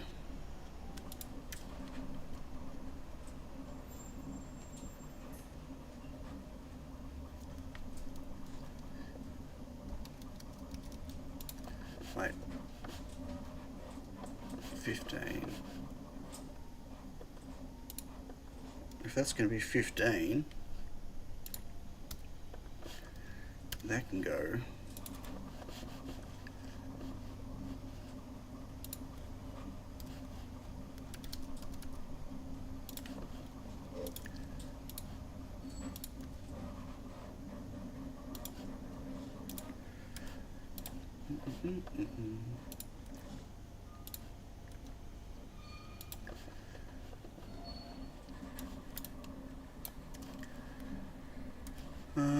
Oh, don't do that. Go away.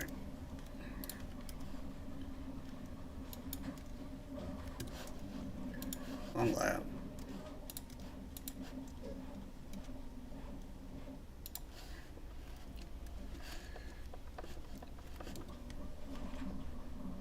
It's R0.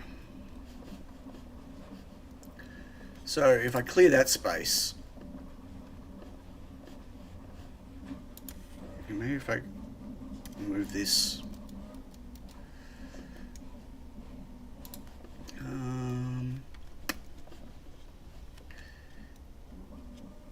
let's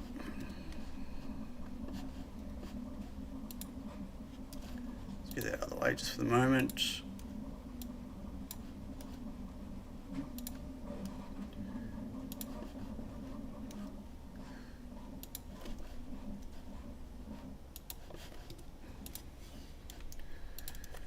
Maybe I can get this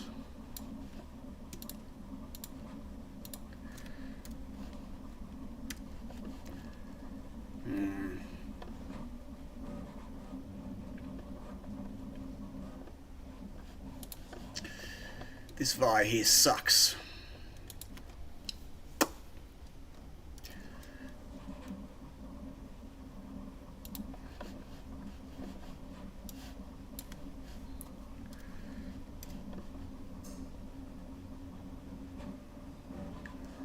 Kind of got that into there. Squeezing, squeezing, squeezing. I know I'm still working on the width, but I enjoy routing boards sometimes. Depends on the challenge.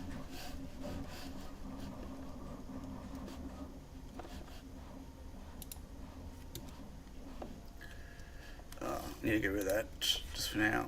Need to regroup this group. Okay.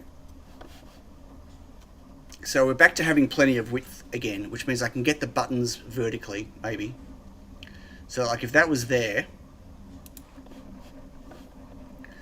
and this was, for argument's sake, it's pretty ugly, but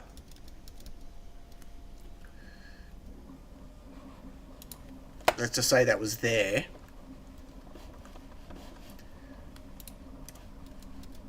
Then I can now almost squeeze the buttons here.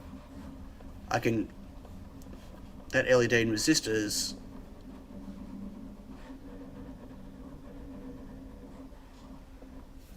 really time to leave for me. Enjoy the stream. Have a good night, everyone. Catch you later, Max. Thanks for joining. Thanks for popping in. For the pulse-like resistors, if each has one end on ground, can you put the grounds on the same pad? I mean a big pad with all the resistors on there? I don't understand. That would... Too much thermal mass. It would make the resistors tombstone. What just happened? Okay, so... let's move you to here. Get you out of the way just for the moment. Problem with having the ambient light sensor there is it'll pick up light from the RGB LEDs maybe, which isn't great. Super chat! Woo!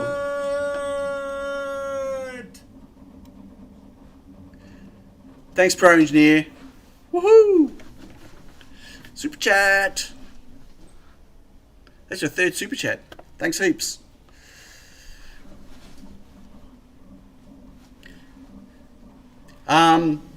Did you see my message in the 3D printing? You're gonna print me one? You're gonna print me a set? Okay. We're gonna move these.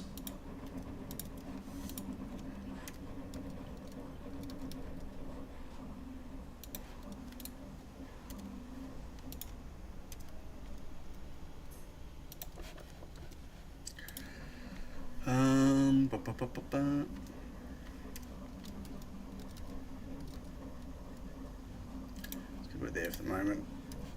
So as I said, that's a blue LED, just a regular LED. Come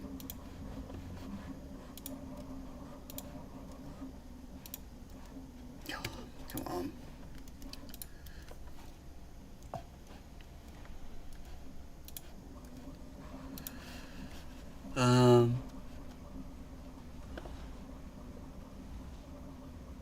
What function is the light sensor supposed to be used for? It can detect how much ambient light there is, like, you know, if it's at nighttime, daytime,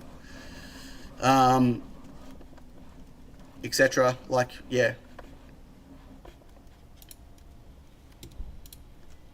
Like if you got code running and you want it to run, you know, without having, like, you know, the time, like, or if something's inside or outside. Anyway, there's a few reasons for it.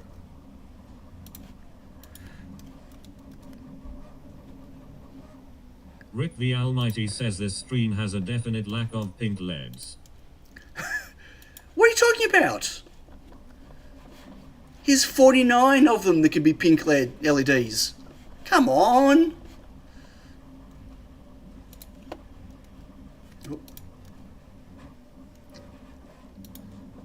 Okay, so that's a squeeze. But let's assume this will work. Badly, but let's assume that'll work. And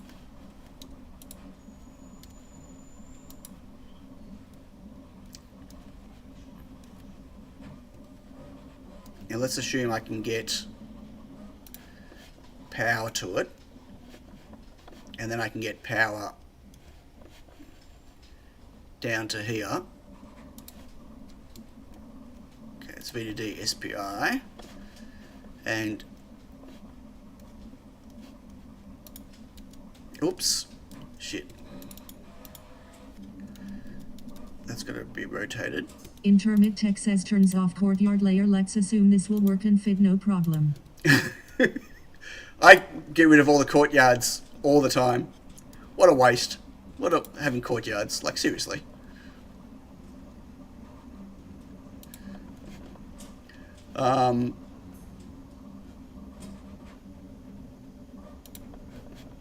Okay.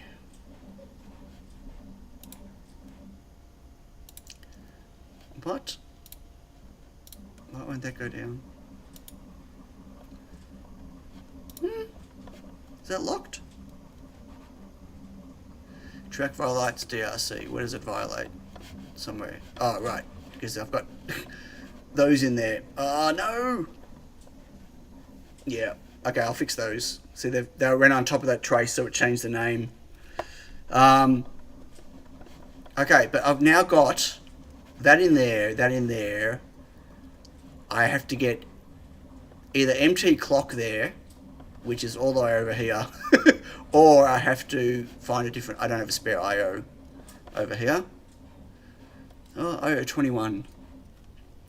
Can't get to it yet. Okay, maybe IO 21, that'll disable that. So now, maybe... I need to go in here.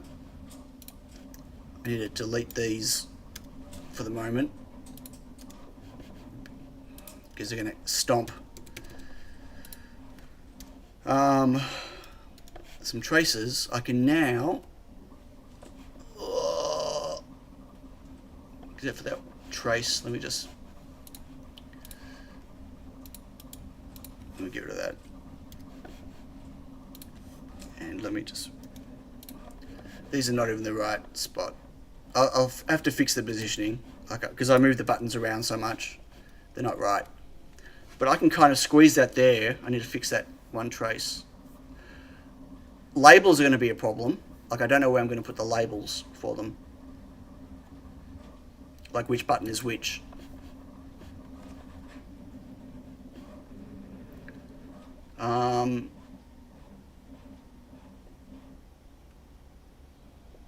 Though I can probably move this over a bit more.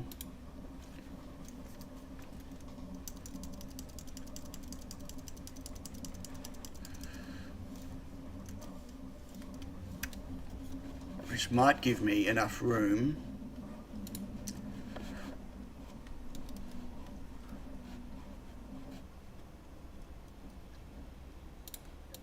to move these over. I doubt it, but it's getting a bit close to the MCU. Yeah. Anyway, I mean that could work with the LED, with the buttons there. Call click feature to just do it anyway. What? What control click feature? What have I missed? Did I miss C on widening the board, or didn't he change? No, I didn't widen the board at all. I don't want to widen the board, remember? I need more space. More space. Hey JF. How you doing? It's been a while. So this is my Feather S3 Neo. So it's my Feather S3 board. Took the second I2C off. So this is like the Feather S2 Neo, but instead of having 25, like a 5x5 LED array, I've got a 7x7. And it's proving quite a problem to squeeze it in. Hey, Simple Electronics. How you doing, Dan? So I'm currently regretting life choices.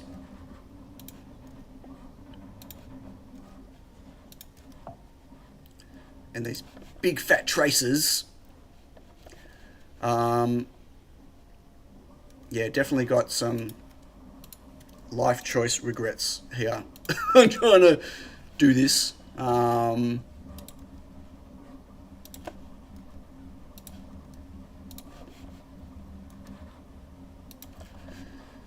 need to squeeze this over more. I'm sure I can. Future Sion's going to be very pissed off though about how close everything's going to be in terms of hand assembly, or if I have to rework or whatever, you know. But shit happens, as they say.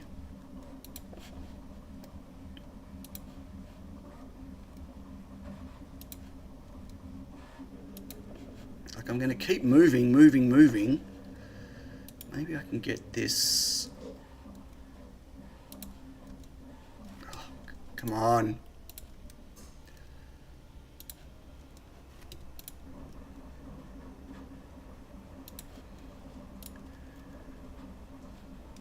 Get rid of that and that. Oops. No, not that. That. And that went there.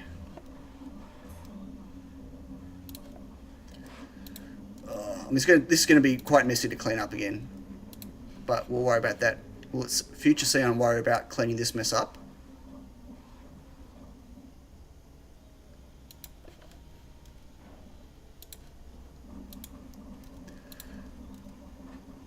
Squeezing every single bit I can out of this.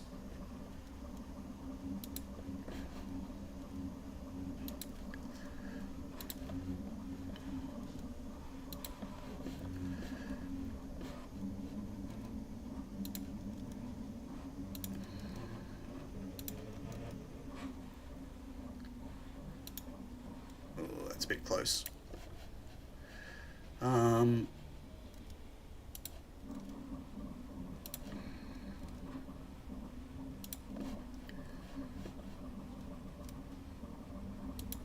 Oh, what was that? I was at my courtyard for that. Ah, courtyards. Stupid, see? We're going to actually save. Is it coffee time? Should be coffee time, right? Yeah, that's a ridiculous courtyard. Give me a Simple break. Electronics says nice Milo. What? Oh, nice Milo.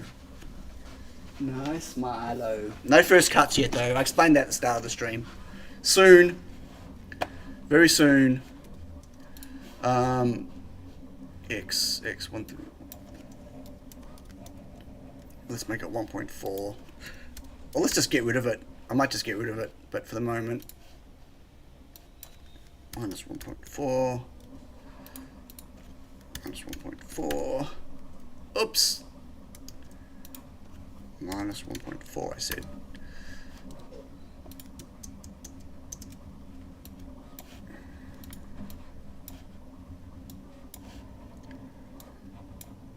Madsen says homemade chocolate cake time.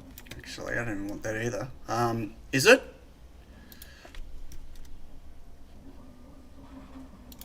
.8. Okay, 1.8. Homemade chocolate cake again.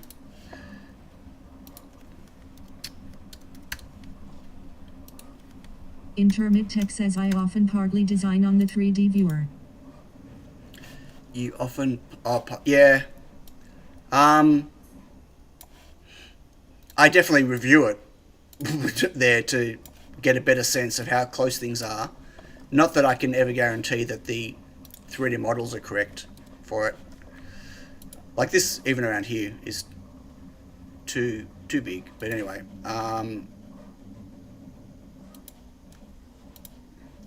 we can do this. We're going to squeeze all this in. We are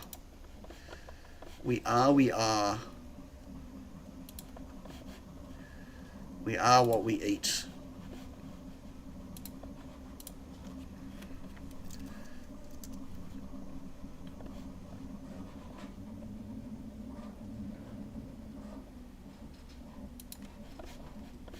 Oh, look at that.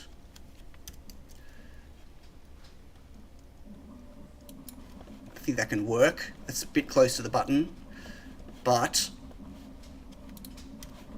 I mean, this is not going to pass DRC right now. Just so we're clear. And I don't know yet how I'm going to get some of these. Oh, I have to turn that around. Okay. Like, I still have to get... Oh, look at all these. Yeah, it's reset and IO 0. I need to get them not just to the buttons, but also over here, because reset is here and IO 0 is here. We can do it, says Bob the Builder. I think this is going to... I mean, I'll start playing with positions once I'm 100% convinced everything's going to work. That needs to go up there, and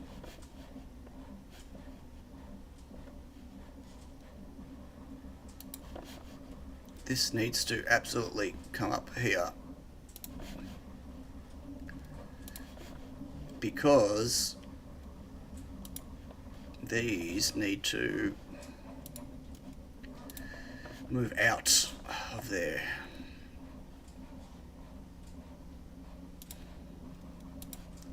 So it's my USB. It's kind of important that it's clear and free and away from everything else here. See, look what KiCad does sometimes. That's... can be a little annoying.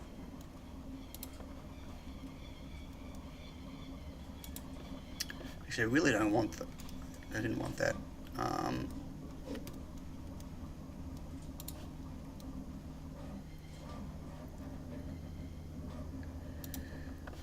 Yeah, I want them there and away.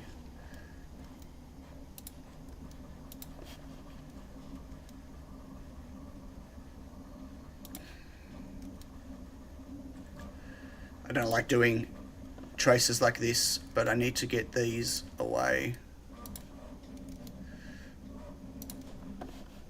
so I can get... So what I'm looking for here is to have space back here for ground around D plus and D minus, and that's not going to work there.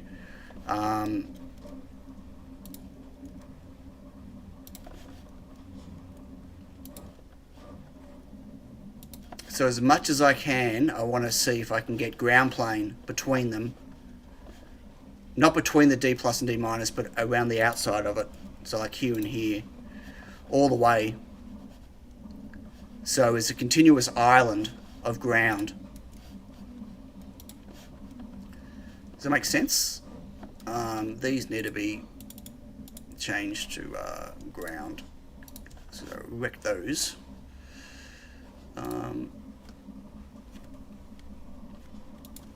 Ground. Where's ground?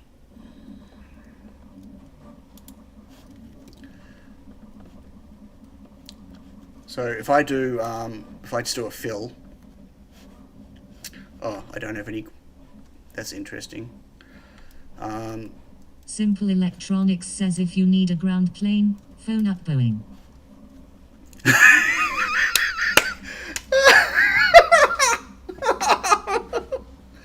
That is very funny. That is very funny. Oh my god. That's gold. USB doesn't need to be matched. No. And the people that do differential match pairs it's USB 2. It's not super high speed. No, it doesn't need to. So I don't have a ground plane on here at the moment on the bottom, because I didn't use one on the Feather S3, but if I just do this now, if I include it on the on here now and do a fill, so you can see I've got ground on each side of D plus and D minus, and I need that to, so like here, that's a problem. I want ground all the way around, which, yeah, until we get to here. So like even here, I want to have ground. It's going to take a bit of squeezing.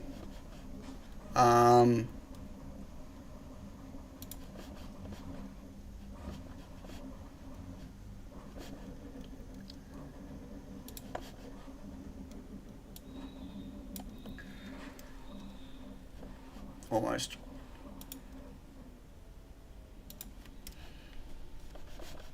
So I'll keep tweaking that later. It'd be nice if I had ground all the way through to here, but I don't think I'm going to be able to get this high enough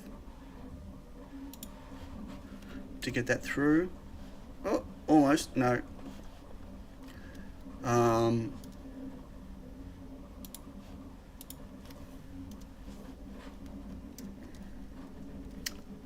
Ooh. Maybe. Okay, a bit more tweaking.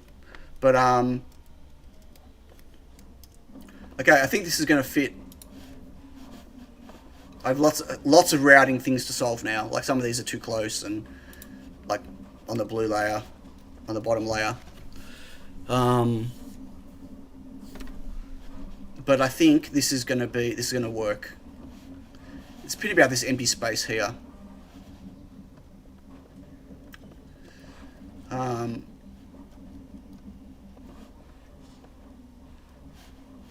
Right, where's 14? Mako says, is there a design rules check function? Yeah, there is, but it's gonna not pass already. I've got a whole bunch of stuff not routed, and there's going to be lots of errors, like all these grounds, and there's no, yeah. I'll show you. There's going to be lots of errors. It's not passable yet. Look, 90 errors, 20 warnings. So, yeah, I'm not ready to run this yet. Long way to go. Long way. I just want to see if I can squeeze it in. Thanks, Dan. The user in the middle layer between ground. Middle layer. Signals is top layer and bottom layer. Ground is the second layer. No, you don't. That would split the ground plane in half. That would be a very bad idea. So the whole point of having, in this case, 4 layers. Hang on, let me just clear these. Close. The whole point of having a ground plane like this is it's uninterrupted. Right? If I stick, for argument's sake, I don't know, just for shits and giggles, a trace from here. Why is that going on an angle? Oh, because that's a line, not a trace. Silly. So if I stick a trace from here all the way to however it gets there, right? Like that. Yeah, and now I fill. I've split my ground plane in half. So as a return path, if I have something over here that is trying to get out ground to the USB, well, whatever, okay. Like it's going to have to go all the way, like what I'm doing is I'm hindering the electrons from getting their best path back. I don't know. I mean, okay, so that would have been... Hang on, let me... close that.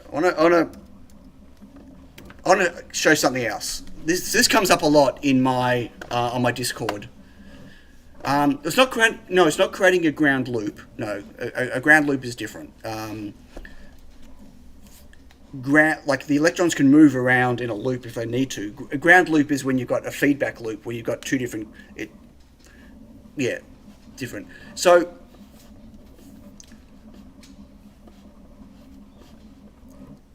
let's say. I'm trying to think of how I could show this on here.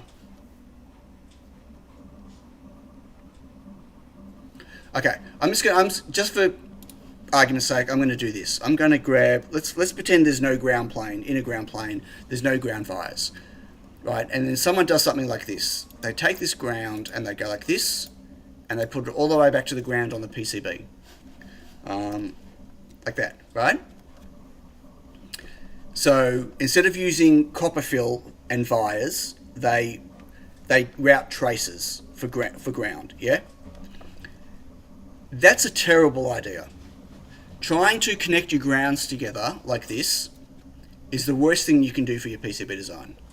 Because what you're basically doing is you're telling, I know this sounds silly, you're saying to the electrons, right, that you need to go this path to get back to here. When with a ground plane and wires, you are basically letting the electron choose its fastest, shortest path, right? The return path. You always want to minimize the return path for your ground anywhere, which is why you get told to put lots of wires everywhere to stitch your layers together everywhere, because the more wires you've got, the more places electrons can pass through layers. Now, yeah, so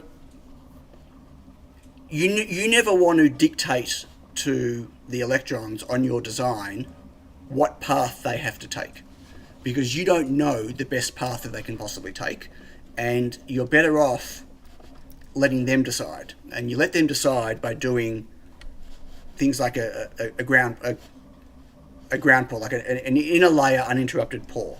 And when I say uninterrupted, I mean there are holes and gaps, right? But at the end of the day, if this ground here, something over here needs to go all the way back to here, wherever, just because there are these wires here blocking, right, because they're a different net, there is still so many different ways that it can get back. Does that make sense? As soon as you put a trace somewhere in here, from here to there, okay, that was ground, so that doesn't count. But let's say that wasn't ground and that split your thing, then you're basically saying ground can only go through here, this gap, or this gap. And you've hindered things. So anyway, using this isn't a good example because I don't do that, right? So, okay, now I'm waffling. Waffle. So so to answer your question, Wagon Loads, that's why you don't, you try not to ever put anything on your ground plane other than ground. I do it sometimes if I have absolutely no choice. But so what I'll do is I'll make sure that if I need to route something on ground, I will do it from here. Let's say I needed to route something from there all the way like this, right, to here, for argument's sake, right? Finish. That's a stupid thing, right? But I'll do it on the edge, and I wouldn't do it. I'll do it I wouldn't split the wires like that, right? I'll do it on the edge to make sure that I'm not eating into the ground. I'm really not restricting the return path, right? But I'll very rarely do something like that. Sometimes I don't have a choice. I did it on bling. There's a couple of places on bling I had no choice to do it because of how dense the LEDs were.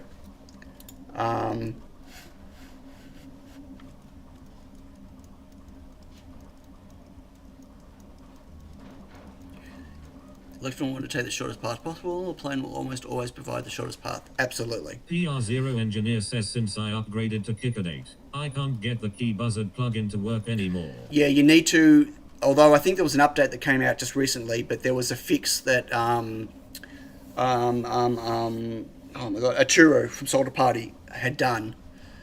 The version check wasn't checking the numbers correctly, and so it wouldn't run the plugin. But there was a patch, or you can just go and just look in GitHub. There was some stuff there, but I think Greg might have merged that now in the latest version. I'm not sure.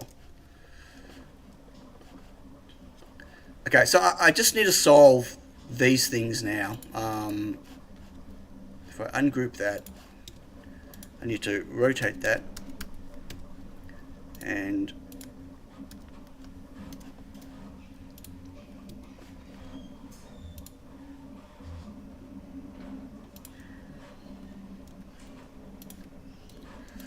go away.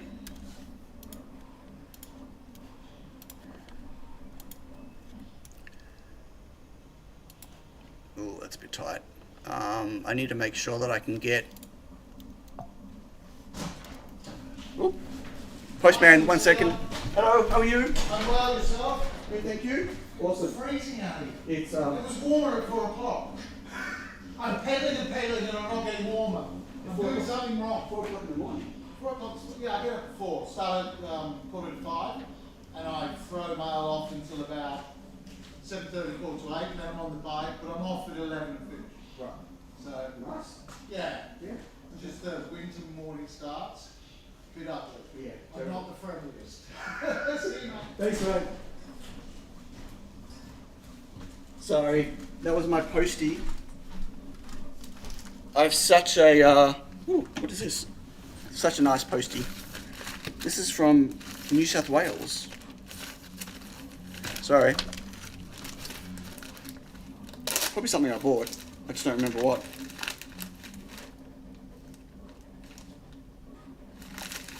What is this?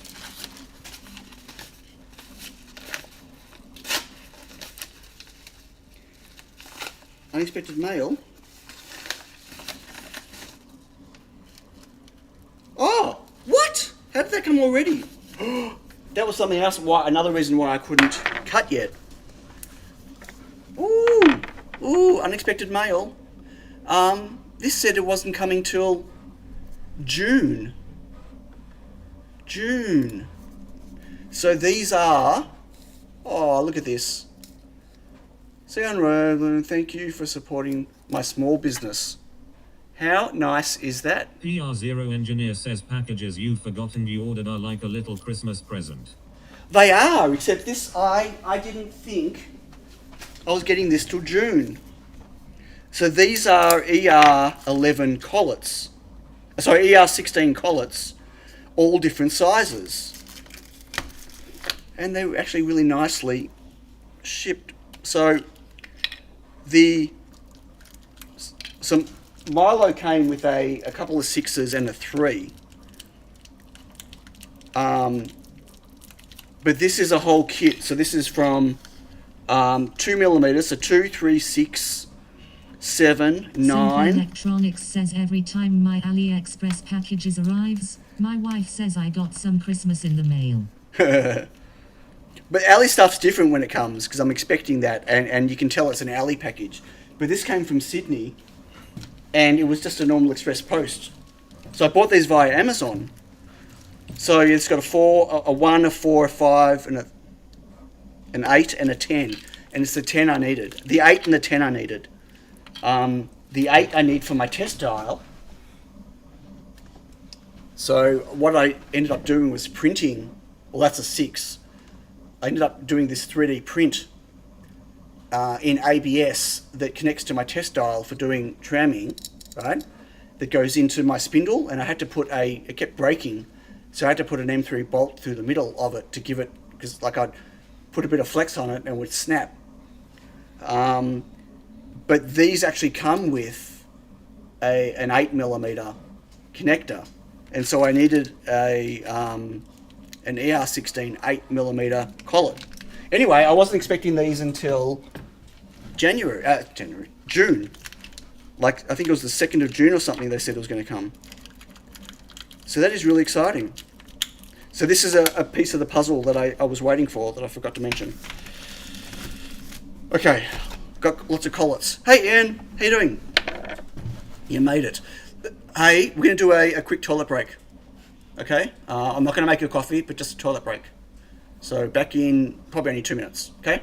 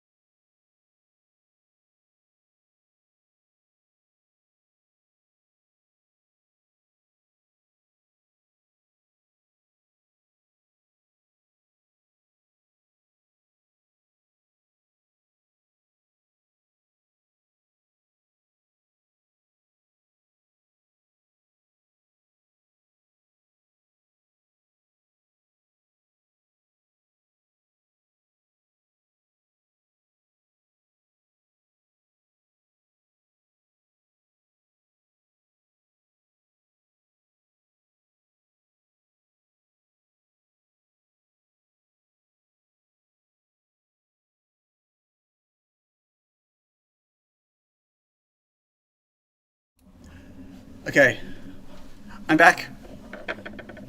Oh, Better Hobbies is going. Catch you later. Better Hobbies, have a good sleep. 12 minutes till tomorrow. Okay, Pro Engineer's now trying one of those pictures on an X1 carbon. Gold.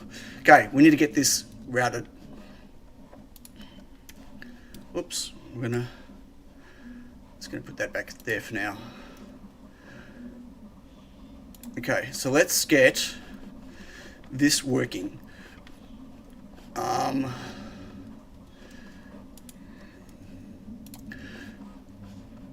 need to get this somehow.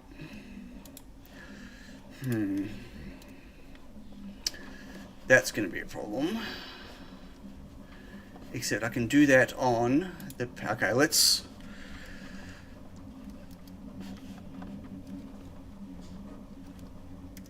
I need to set up a... PR0 engineer says I'm a glutton for punishment, hahaha. 220 times 138 free colors, 4 hours print time.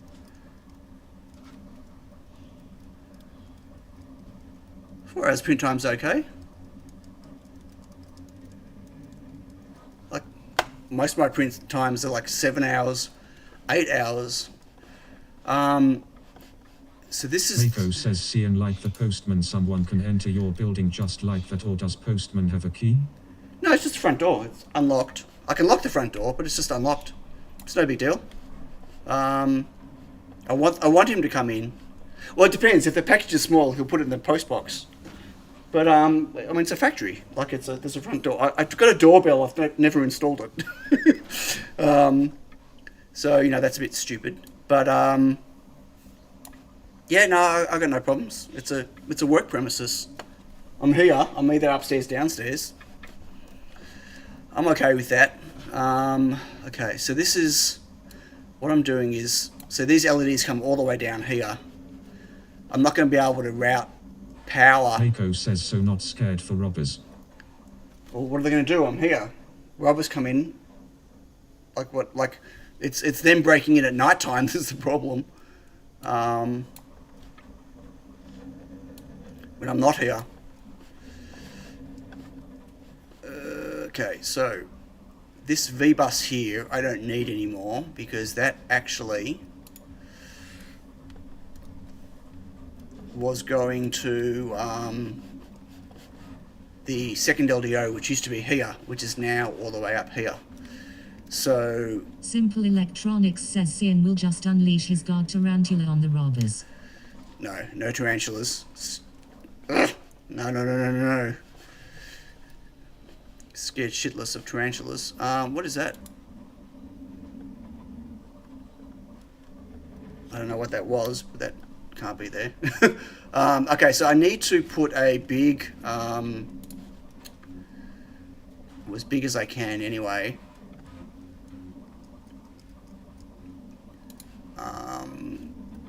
A V3. A big fill here. Simple Electronics says could always give the robot arm a shiv. A shiv. Yeah, I don't want to go to jail because PR0 engineer says all Australian businesses are given drop bears by the government that live above the door to defend against robbers. Exactly. And sky hooks that come and take the robbers away once the drop bears are finished with them. Okay.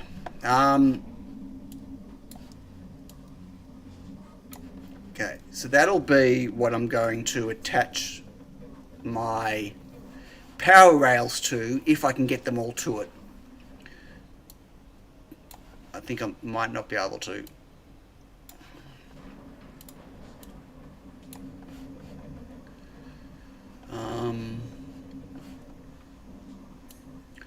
It's going to have to be a bit of a play around with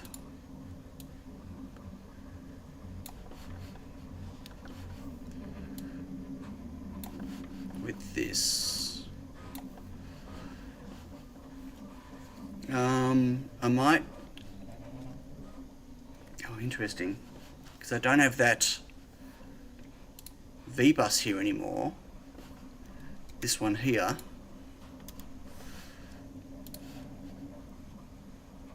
I need to get that. Oh my god, how am I going to get V-bus to here?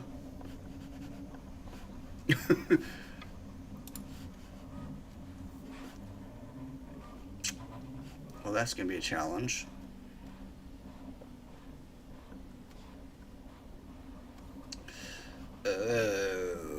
Okay. I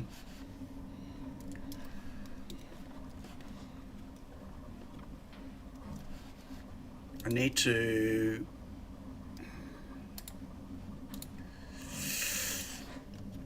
If you need a bit of power, I'm gonna. Okay.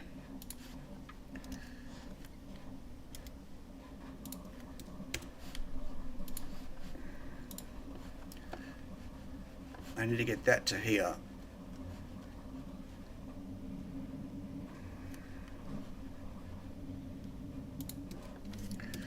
So that's going to have to go. That's going to go. What is that? Is that IO0? And that's my reset line. Let's bring that away. Okay, so that's going to have to go to there. And that's going to have to go to there. Something like this.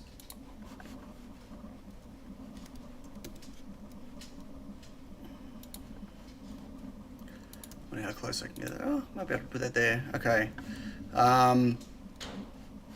So if that gets my V-bus to feed this,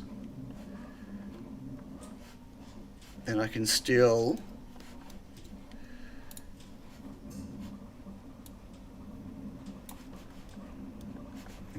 I can basically claim all this space back now for my 3.3 volts.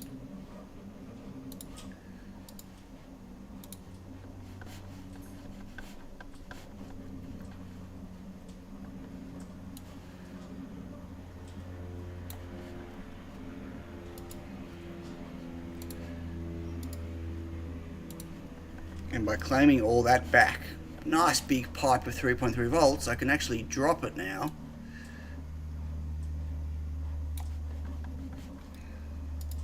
To make more room for the internal one, for the second one.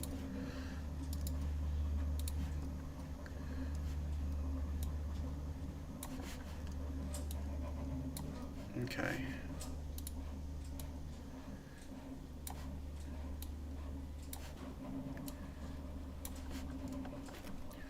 Cool. So what that will allow me to do is over here. What? I haven't ungrouped this yet, but that's going to allow me now to see Intermit access, so you are driving the LEDs from 3.3 volt. Yes, from a dedicated LDO. Yep, I always drive my LEDs from 3.3 volts. They work great.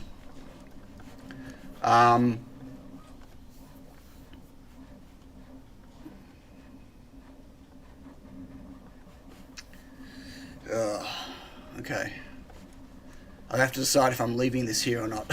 Because once I've ungrouped it, that's it. There's no way I'm grouping it again. No way I'm grabbing it again. So,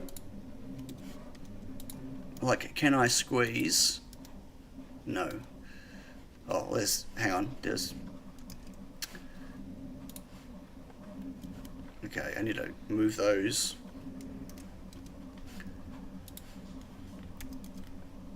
Okay, let's try that again.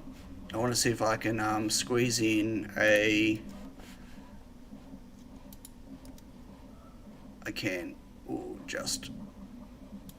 just get a ground there, but it might not connect because of the angle. But I can always put a trace on. Well, not that thick. But I might instead put... I might have to put 3.3... no, try again. Yeah. I'm talking to myself. If I make these the second...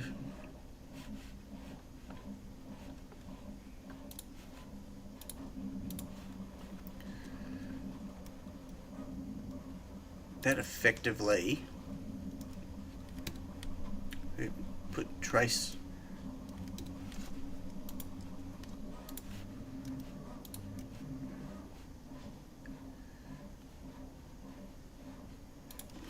like that.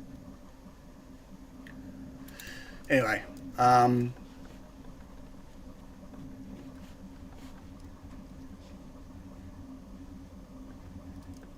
yeah, I got to work out where I'm going to stick all the wires. There's going to be a lot of wires going in, but I just want to make sure that I've got room for them all, which I do. Okay, so I've got room for those.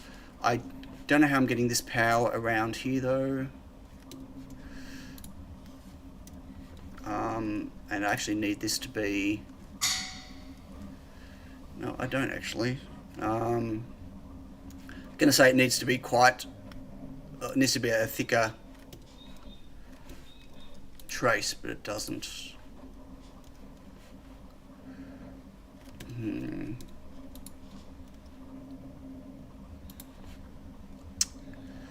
How can I get that around? Maybe I can get it through. Don't really like doing stuff like that.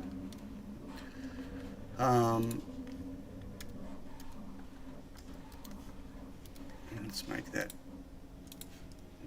1.54.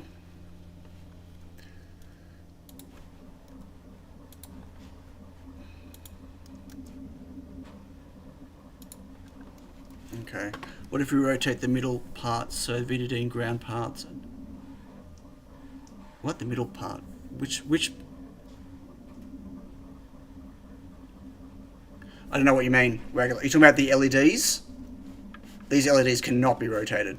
There is no orientation that these LEDs can work that's any better than this.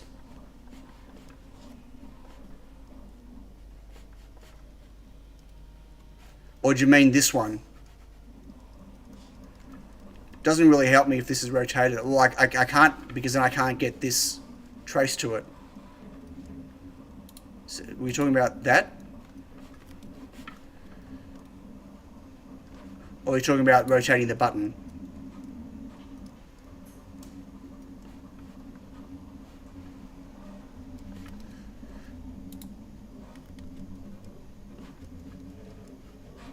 Yeah, this orientation is like this because it kind of needs to be like this.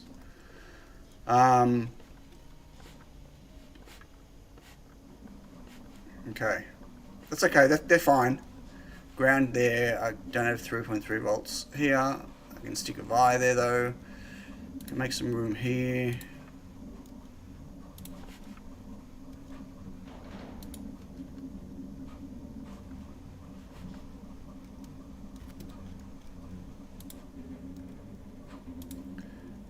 Oops, spacing these out a bit, giving them... So just because you've got a minimum trace width doesn't mean you have to use them. The further apart your traces, the better. You get less crosstalk. But that said, sometimes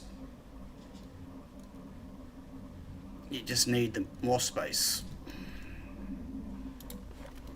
Okay, so just putting that there. Okay. I mean, these resistors could actually be over here.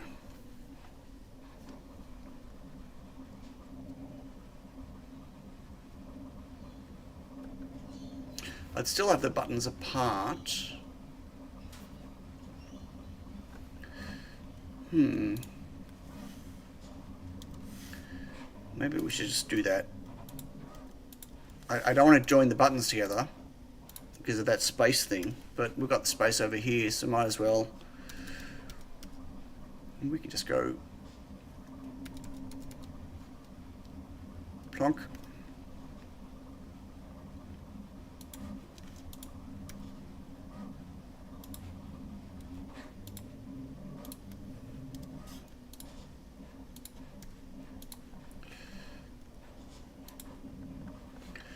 I mean, that's ugly where they are. I'll fix them later. But if they're there...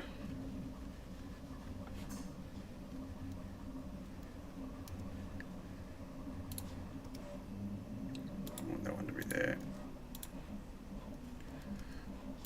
I know I said I'll fix them later, but, you know, whatever. Okay. Just that way I've got the 3.3 volts.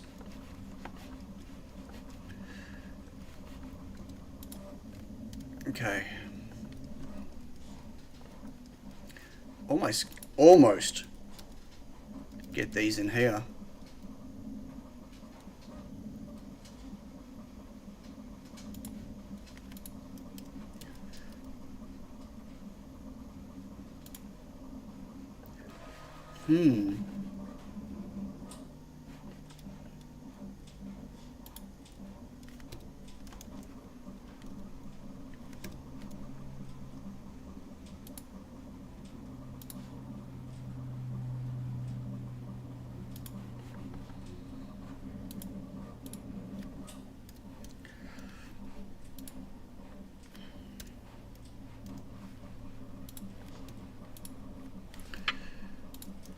Oops. Oh, copy, not delete. Copy. If I line these up. Not that you could tell that. Oh, why did that rotate?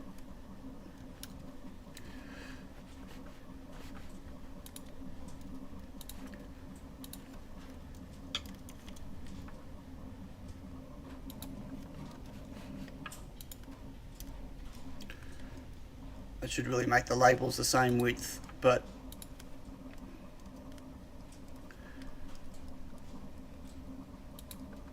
what do you think about having them in the middle like that? Is there a trace spacing tool to give you even space? Not really, other than the minimum trace width, right? Like if this won't go any closer because of the minimum trace width, but I don't want to be using that. There might be actually a tool, I don't know, not that I know of. Okay, so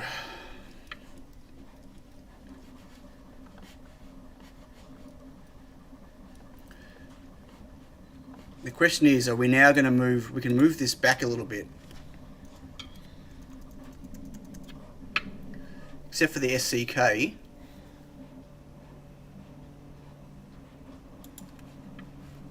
Here, which is annoying. Although I might be able to move it up. So we move it up a bit. Almost clears that. Almost.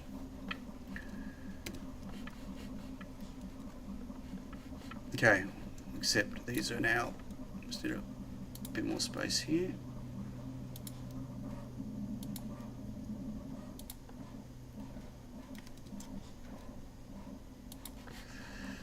Okay. So reset. Oh, that's interesting. That. Really? Okay. Reset and ground. So I need reset to still be able to get all the way over to here though.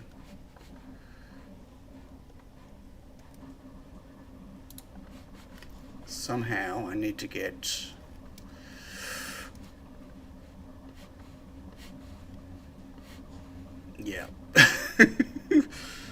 V. That was a bit crazy. And IO0. That's going all the way over here. We don't need that to go all the way over there. But we do need to get it up here. So that needs to be able to go down here. Let's leave it there for the moment.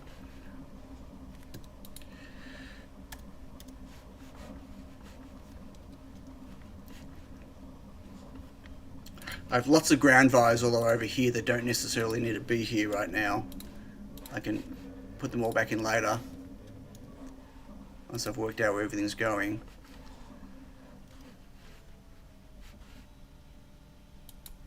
Let's see, IO is 0.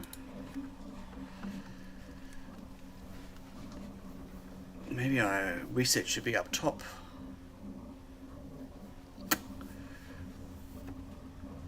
If reset was at the top and IO0 at the bottom, that would work better. Okay, it's at 7 and that's at 15. Okay, if I might put that at 7.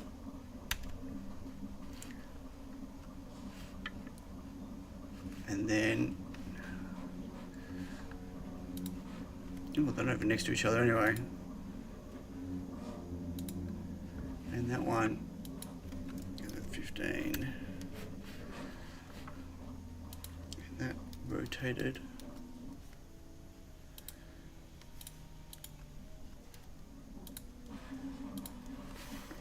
And that one rotated. Okay, so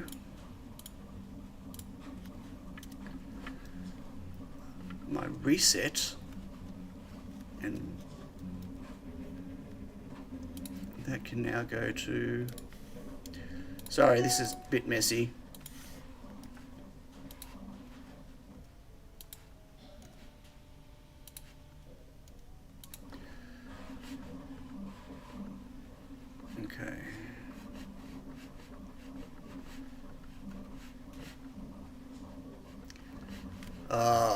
Except ground needs to go to Milo 0 needs to go to there. Okay.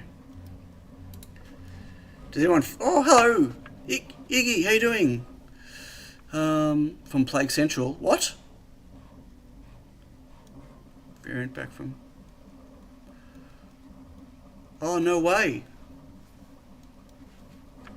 Oh, this is a short stream compared to normal. Sorry to hear you're not well and the wife's not well. Ig. Bummer.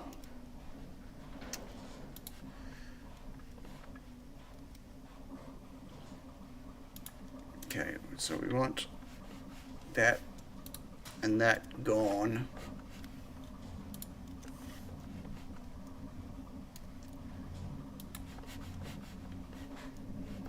So IO 0 is going to come through here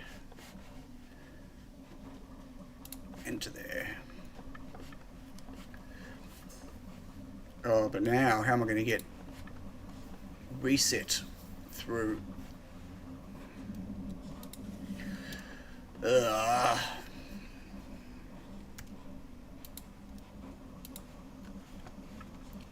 Economy class Plague. I think he's on the flight. Yeah, Milo's looking great. Oh, I turned this camera off already. Just haven't got to first cut yet, but very soon.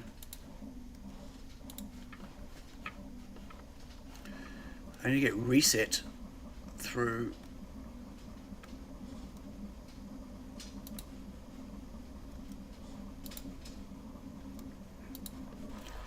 I guess I can just bring reset through here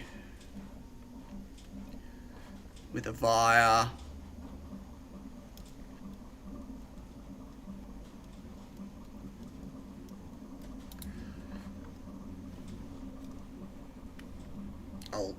I'm just going to plonk that and I'll fix it in a second.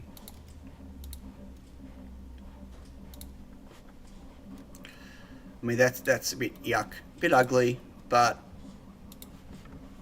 for the moment that's routed. So we'll take that as a win. And let's see if we can get a DRC, 0 DRC before the end of the stream. What do you think, folks? I'm getting to Ottawa Airport and stepping out of the terminal in Canberra. 28 hours, yeah, that's a long time, long trip. Grounds.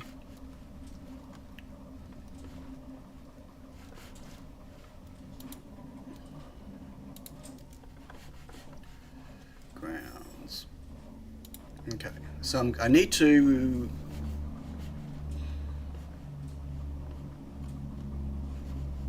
I want to make sure everything is going except for the LED stuff, and then once that's left, I'll deal with we'll do the LED stuff. Like,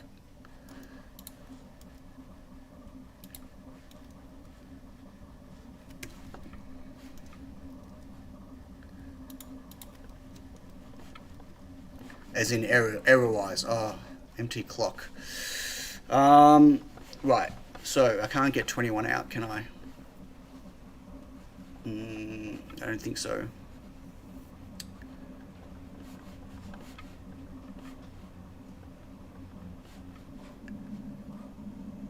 Empty clock. How would I get that out?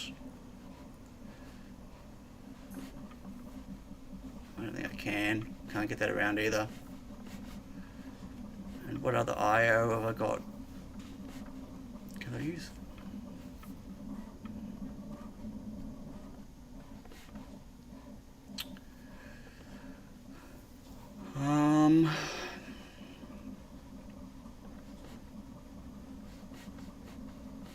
I need to get something around here, this pin here, to control this.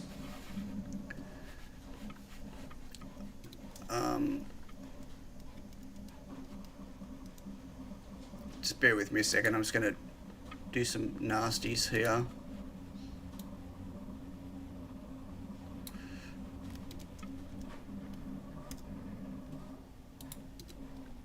Just to connect these up. I just want these connected so they pass DRC.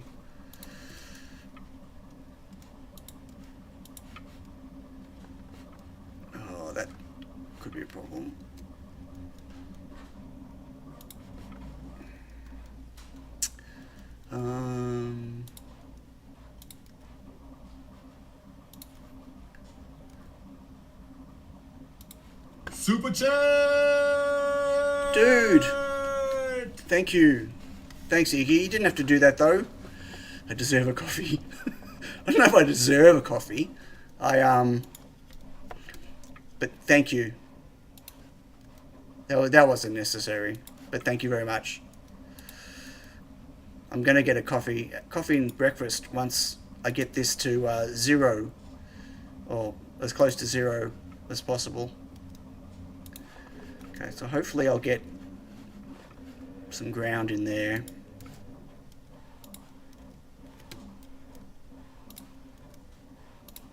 Okay, so I know that that's going to error. Let's just see what other errors there are. There's going to be a lot. A lot. 73. We were at 90 before. We're 73 now. We were at 20 warnings, and now we're at 15. There's going to be a lot of not connected errors. I know that. Right. And a lot of other things. These are simple things I can fix. Let's just go quickly around and see. Like all these not connected here, they're fine. Yeah, I figured that was going to be a problem. Let's just do that for now. Bit nasty. Like I'll put proper islands around those to do them properly. See, that's interesting.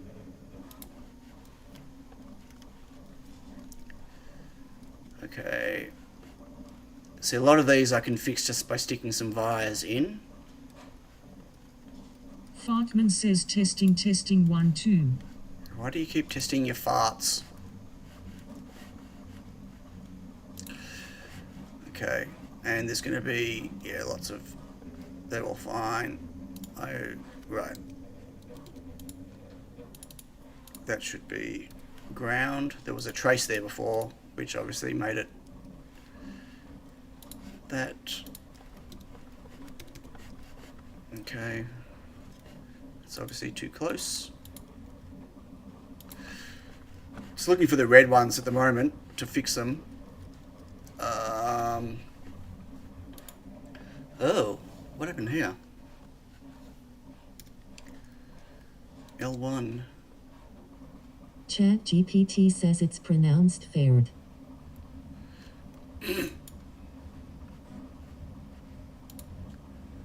Okay, I'll have to deal with those after. I've obviously... Oh, is that a rotation? What? Oh, I did something. I'll have to fix those. That'll be something else. Something different. So... Right, that is supposed to be... ground.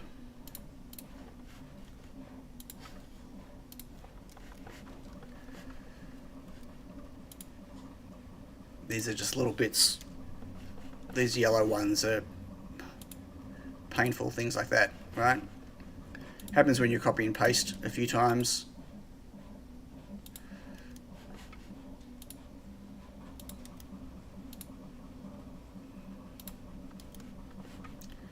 They're easy to do. Okay. Let's go again. So it was 73.15.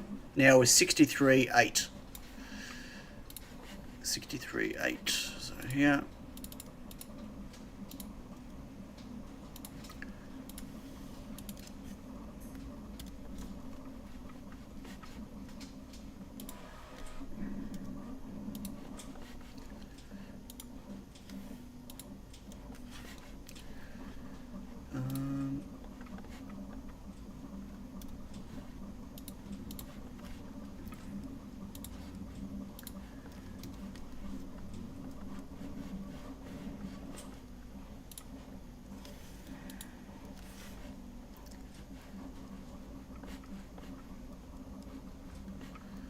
What is this?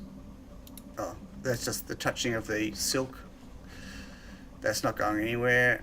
Yep. This is 63.8. Okay, go again. 58.2. We're getting there. I mean, there's some I just can't really solve right now. So a lot of them are going to be these disconnect things, right? Because I haven't got wires in here yet. So I'm pretty sure I'm going to leave the LEDs where they are. I think I'm going to leave them where they are. So it's time to ungroup them. Ungroup. Okay. Save. So now I can stick wires in.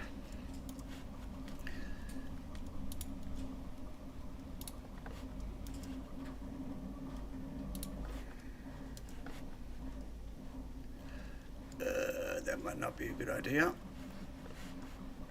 We'll go back to that.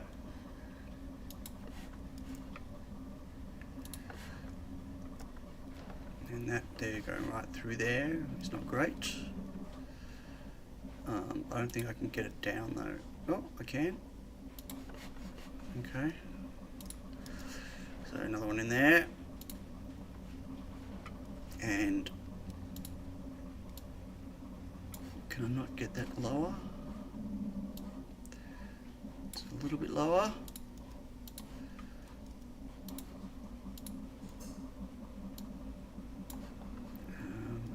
I want that there,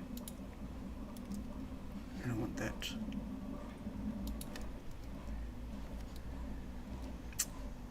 there. So I need to work out how I'm going to connect these. Actually, maybe I didn't want to do that. Maybe I want to go there to there. Okay, that's probably a better idea. And I might use ground on the other ones instead.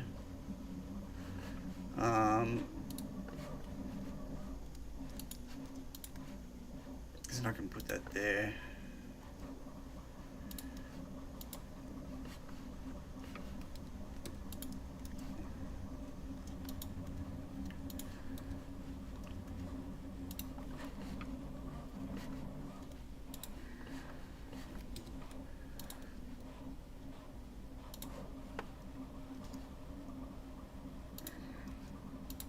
Yeah.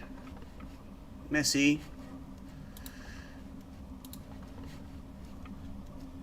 That's messy, but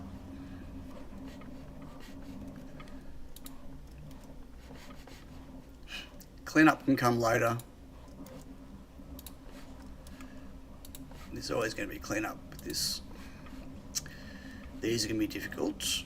I don't know if I can get enough through here, but if I can... So I can't even get...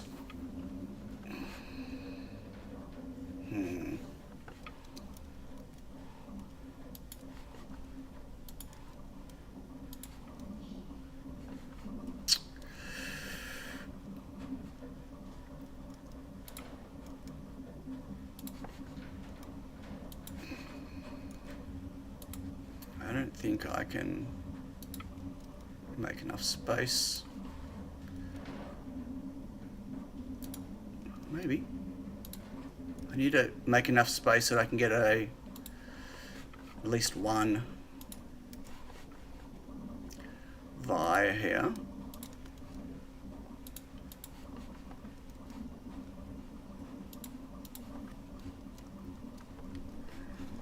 So this is just decoupling, like they're not even, yeah, oh.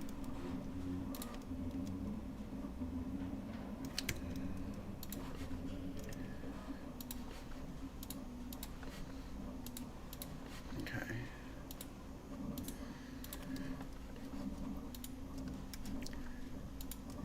Assortment of ground.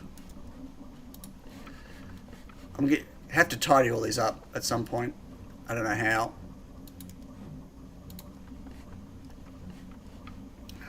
Like I can't even get in there. How am I going to get in there?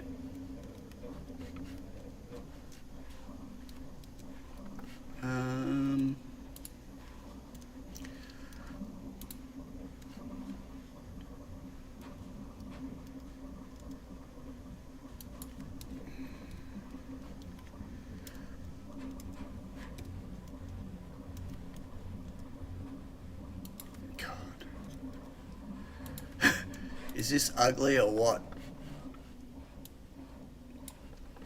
You're supposed to say what? Okay. Now what are we down to? 43 and 4. Did we save some then?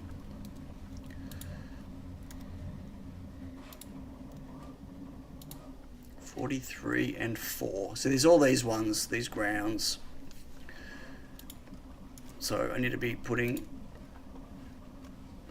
see, yeah. In my old design, there was enough space for the ground to go around, but because I made all these closer, there isn't now.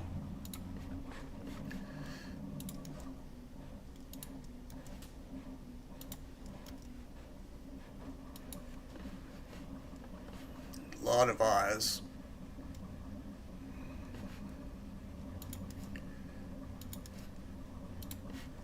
And of course, I'm going to have to line them all up. So I can't even do that. That's going to suck.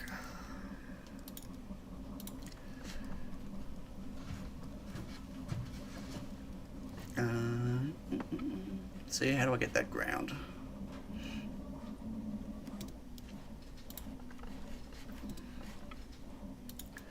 A lot of talking to myself today.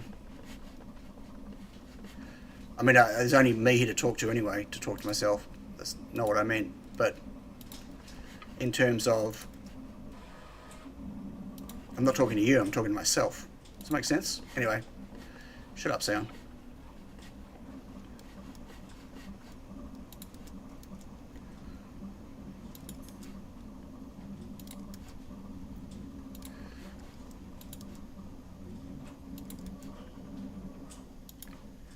Wait, what happened then? I have more than one thing selected. That was duplicating something that it shouldn't have been duplicating. Fartman says so. How's the weather, grinning face? Super chat! What? Dude, what are you doing? Thanks, Matt. I'm talking to the most intelligent person in the room. Oh, I doubt that so much. So much. So much. Okay. Can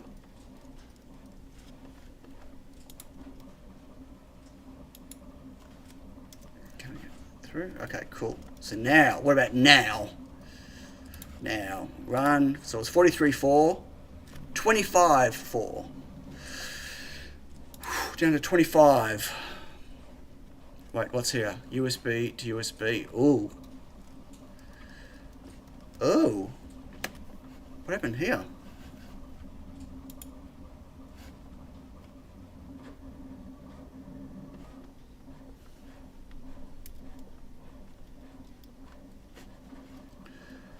What happened to my USB to USB?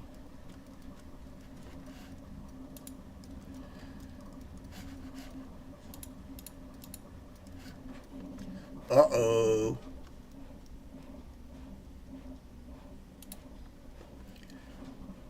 There. Where's...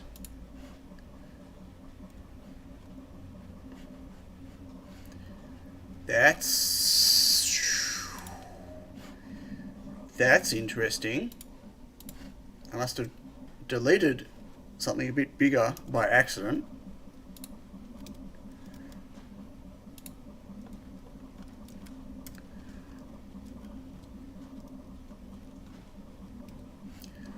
Um, 3.45, 3.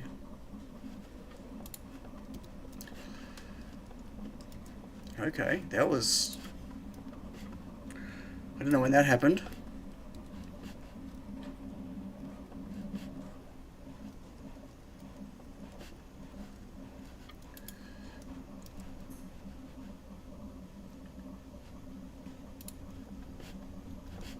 God, this is so bad.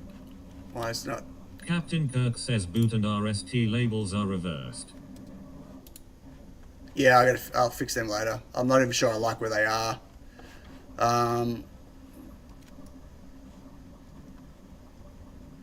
I didn't do that. And I didn't move that one. That should be ground.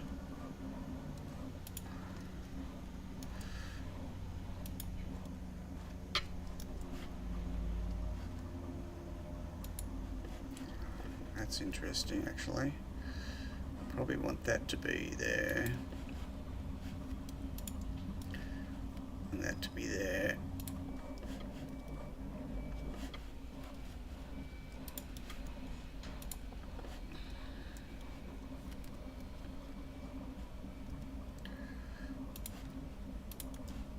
What? Oh, it's touching there. Is this... You all enjoying this? A little bit?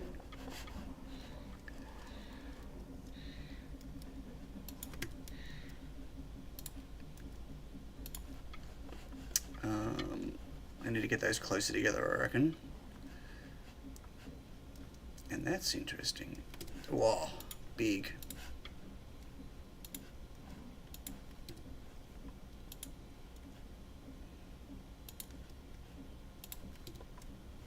Yeah, it's ugly. Ugly, ugly. Captain Kirk says sorta. Sorta.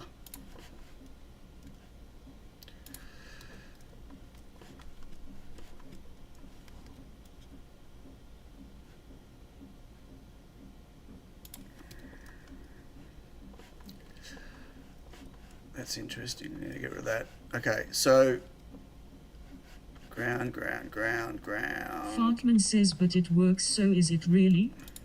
Is it really what?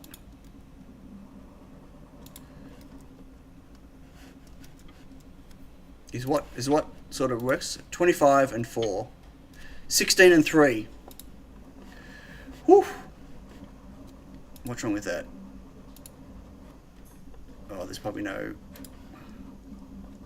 Yeah, that won't work. It's in the wrong layer and the wrong section. So I'm going to have to stick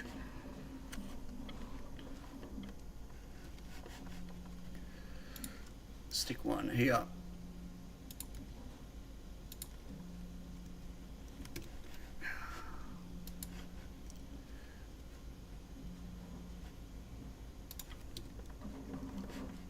Ugly. I'll clean it up.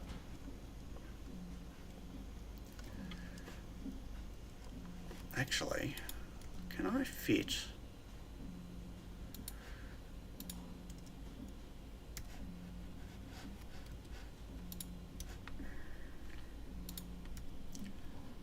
I can.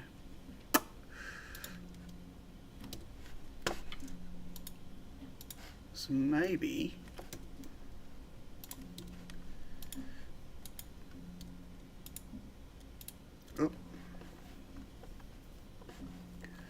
See, they're all the way down here and it's breaking up this whole thing.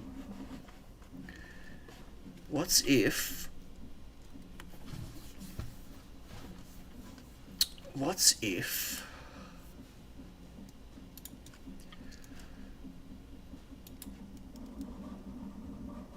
Maybe I don't even have to adjust that.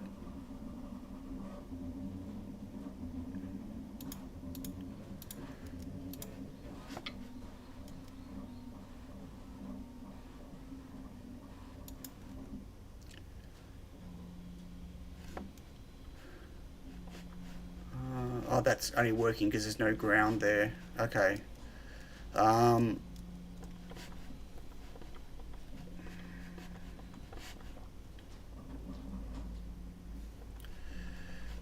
I'll have to think about that.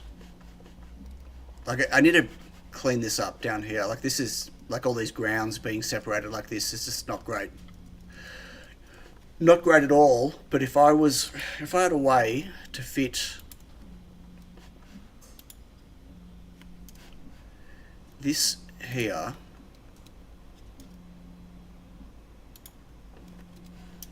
so what's if I did this?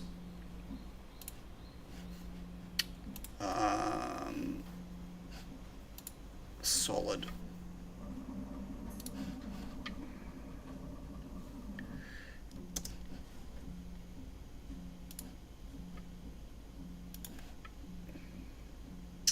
if I did this?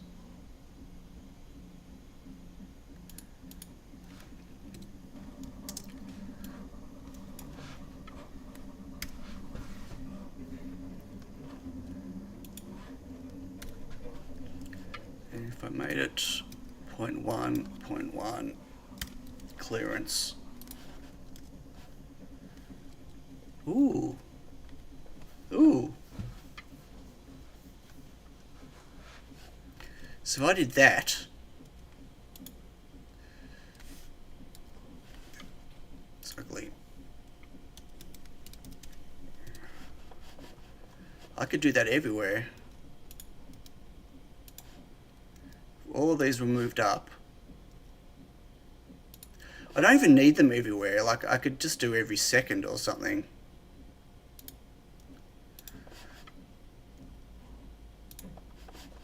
Like, I don't need... Like, the grounds are important because they're not connected.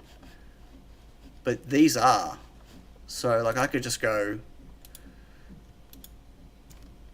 I could duplicate that. And put it there.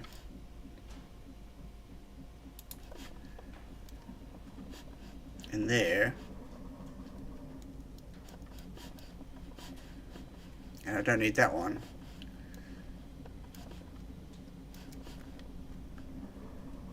I think that could work. So I need to move all these up. So how often, so do them, do I alternate them?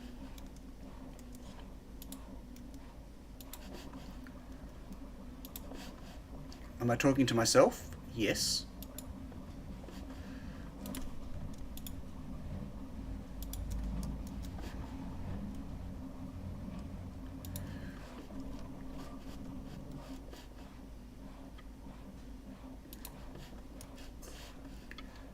I mean, these all might be, they might be a bit close. I might have to rethink those.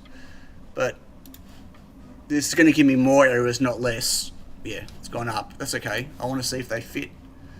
Right, so I'm getting errors there, but see, they can just be moved up. Just didn't get them high enough.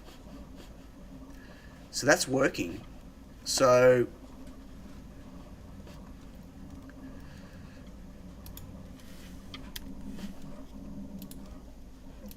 what's interesting now is I don't have to worry about getting that routed over. That's going into that. Okay. So that's going to work. So I still don't know how I'm going to get the MTDI over or something else. Out doing chores, imagining the routes. Yeah, still watching. 18 people. Wow. It's over 3 hours. I don't know if I'm going to get this done today.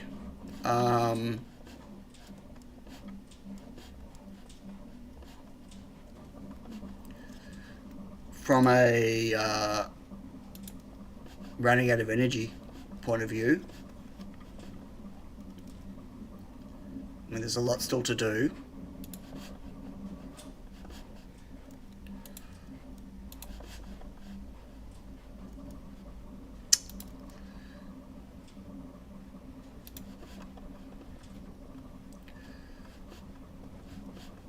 But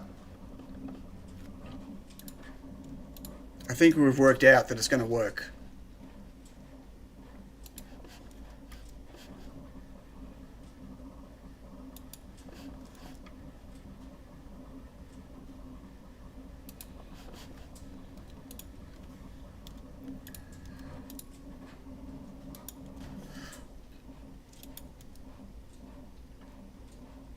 It's going to work.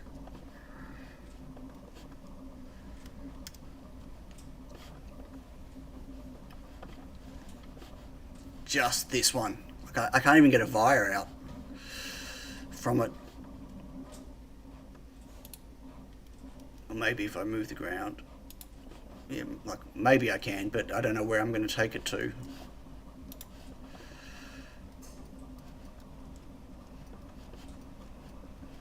I guess I could take it through the blue. take it through the blue. Okay, so how would I get it across to there?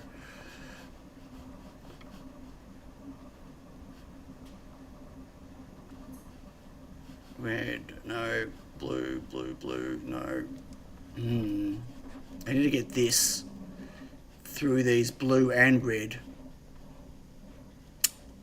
So down here, and then blue doesn't, this red one's a pain in the ass. Decoupling caps to first column of LEDs plus tracers don't look great. You fixed the most bottom one, but... Oh yeah, I haven't finished them all. I gotta keep going. Hello, no, I was just experimenting with whether they'll fit. I need to convert them all over. There, I was just doing some random ones, but yeah, they all need to be converted over, and I will do that. Right now I'm trying to work out how to solve this one that goes all the way along here. It's a ripper. I don't know how I'm going to get it out.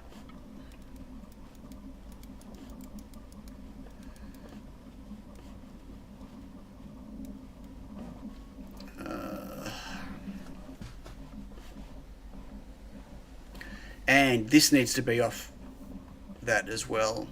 Oh, that's going to be interesting. Don't know how I'm going to do that one either.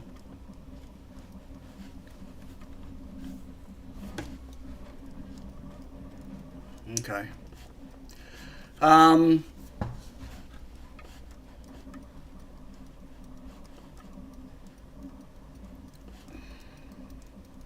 Here I can't get 21 out. Silly D plus D minus is in the way. Silly, silly.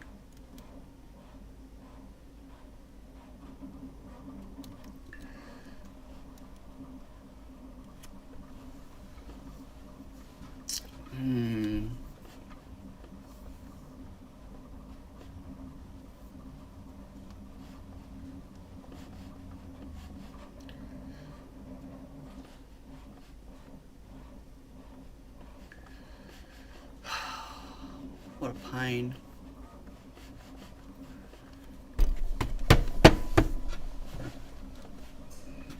I can definitely cut through this bottom blue layer.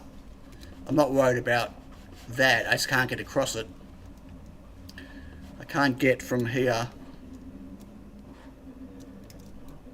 No. I can't get from here. See, I've got to go across the blue, and then I've got to... This red, this, that's a pain.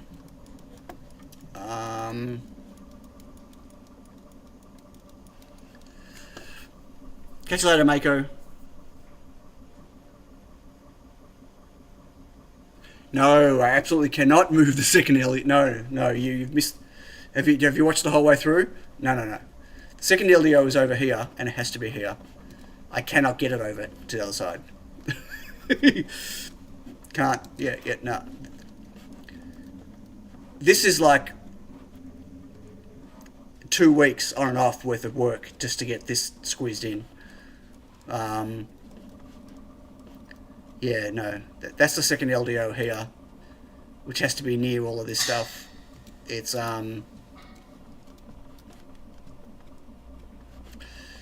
yeah. Sleep well, Mako.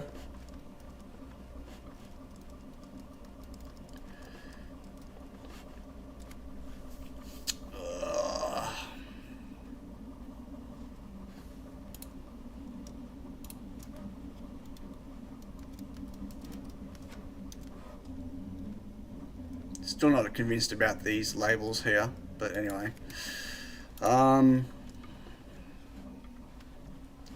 Need more room. It's that there. It's that one trace. If that trace wasn't there, I could come around. Captain Kirk says the wires on the 3 blue lines can be moved down to let pin 21 through. Wires on the 3 blue lines can be moved down. Wires. The where? The what? There's no way I can get 21 out. What wires can be moved down? The blue lines?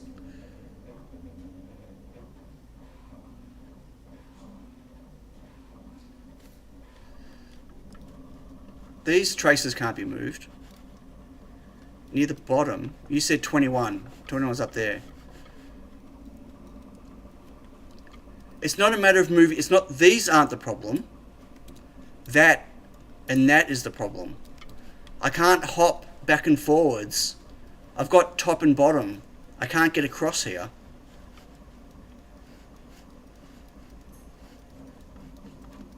I need to get across. I need to get all the way from here to this side so I can get through here and up.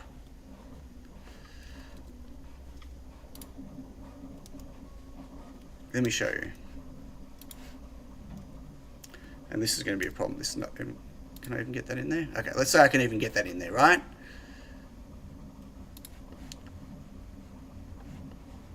However, whatever. Bring it all the way down. Who cares where that goes? I need to get that all the way across. And it's got to hop top and bottom layers repeatedly, which I just can't do.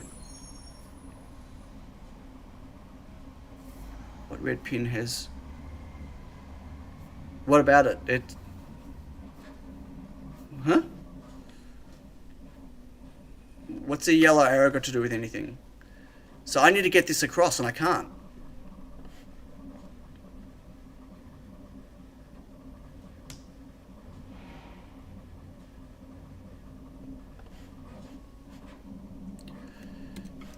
The bodge wire. So that's the challenge. I don't want to hop 20 layers to do it, like back and forward, back and forward, back and forward. That's just going to add noise and going to just, yeah, that'll be bad. And I don't want to just stick a via here and here to break this. And even if I did, I've still got this one here. So, yeah, challenge.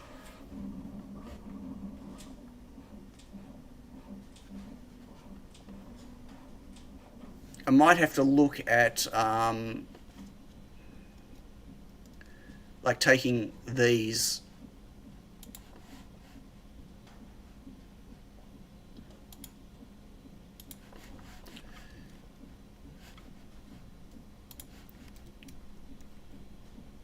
No.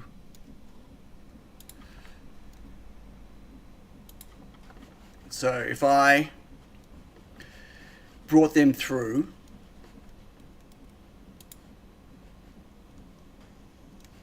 not ideal, I know, but just bear with me.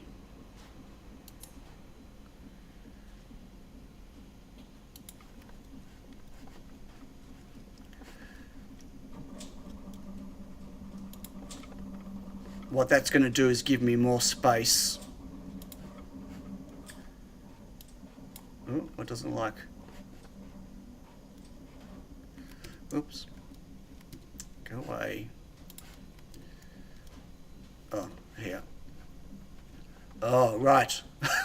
I put those there without thinking. That was a bad idea.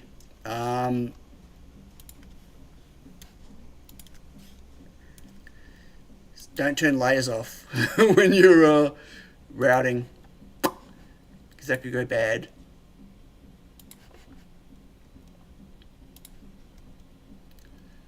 Really? Come on, KiCad. I hate how it just does that sometimes. Is that actually okay? Okay, that one is. Right. So...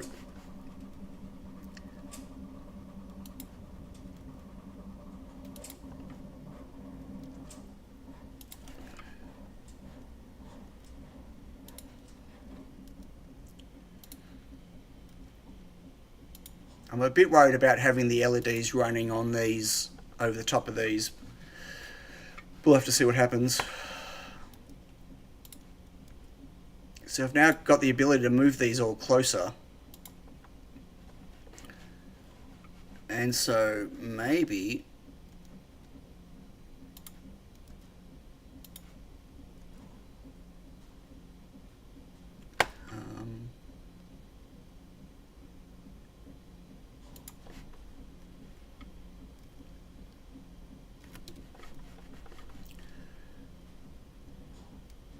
now I've only got one red obstacle here. So my printer's making lots of funky noises. Pity I can't go up and out there.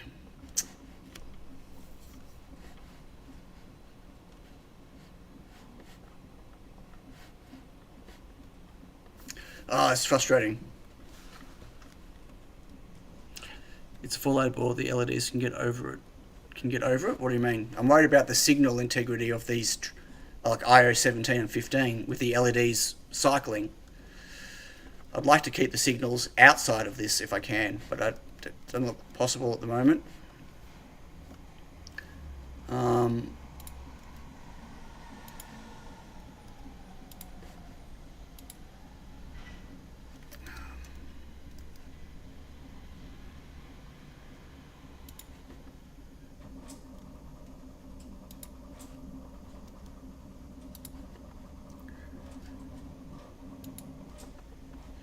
Make the red line on the bottom blue and via it.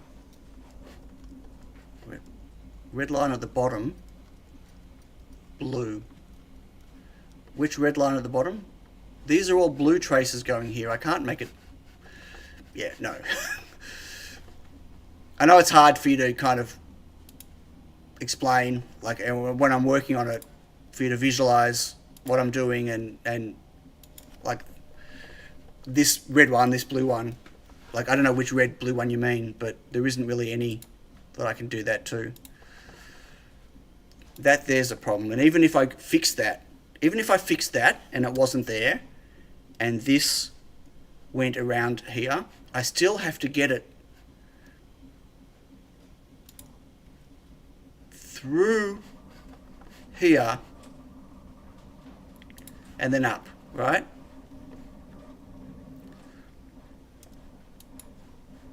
Like that.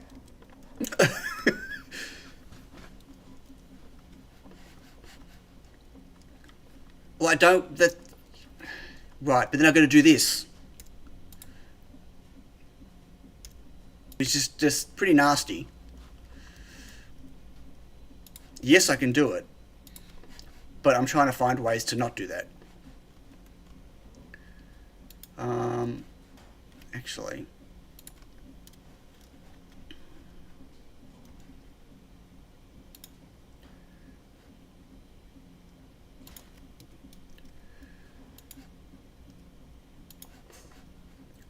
also have to make sure I've got good return paths, right? Oh, what? YouTube is not receiving enough data for a smooth stream. Yeah, I didn't really want to jump that with IO0. I mean, technically I don't need them both connected. The button will work if only one side is connected. Technically.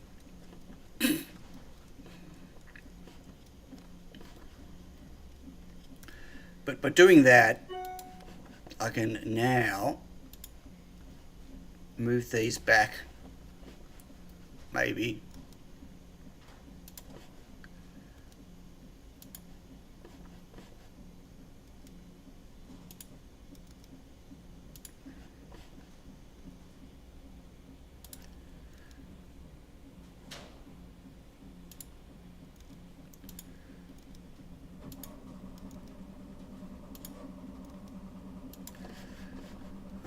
If I move these back, that's kind of in the way. I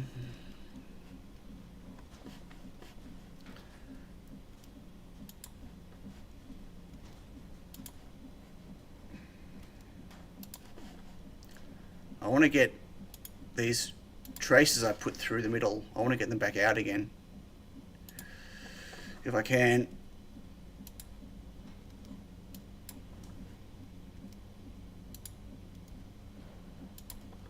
If I'm going to double hop down there, I might as well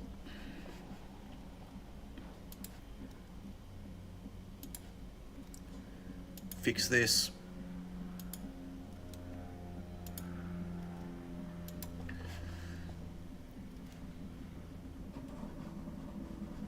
Really? Hmm.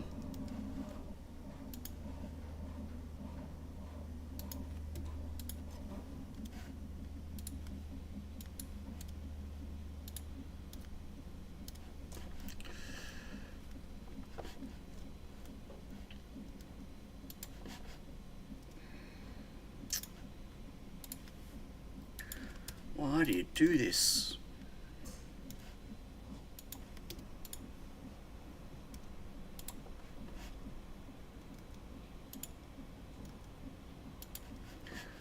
Ah.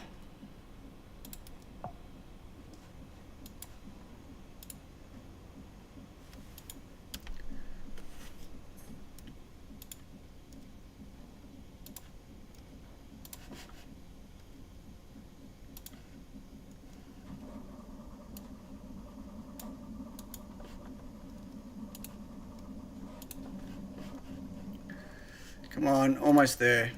One more to squeeze in.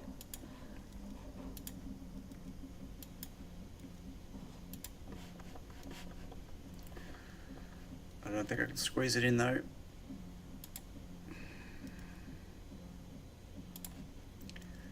Maybe if I do this.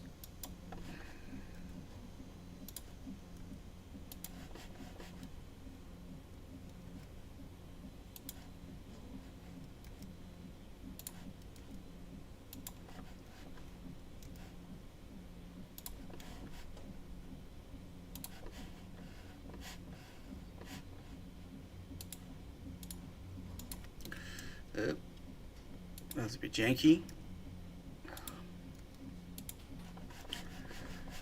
Okay, so I got them back out again.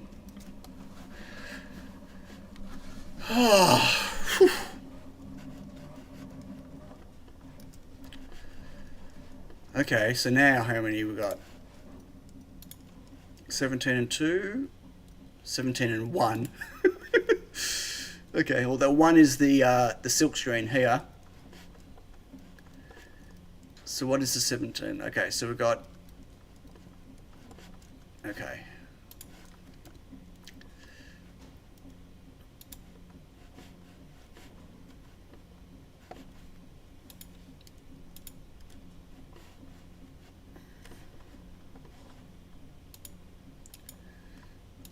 Oh, where's the what do you call it? Don't I put one on there?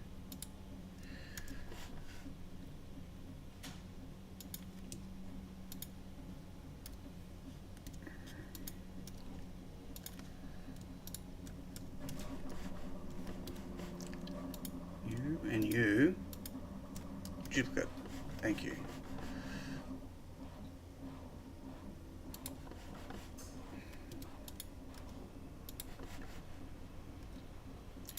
If I get one at the start of each row, that should at least fix the DRC errors for those.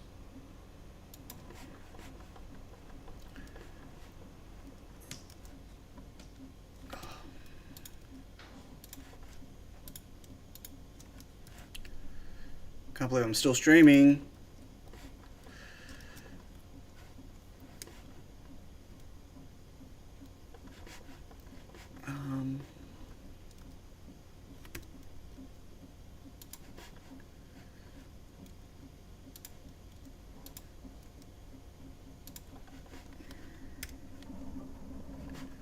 Okay, I'll have to fix that ground.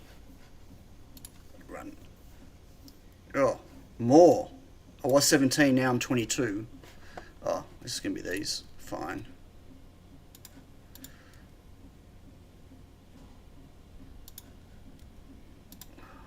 One there. One there.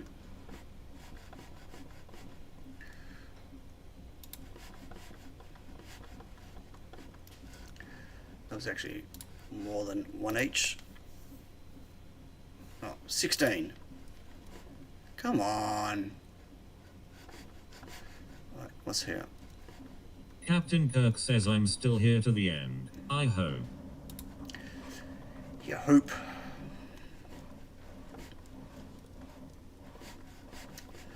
I know these But where else are there reds? Oh. Ground. Oh, okay. I need to fix these now. Now I've got the trace back in. I should be able to squeeze these back in. Beta Graph Avdal Hagen says oh hey. Ooh! Hey Beata, you back?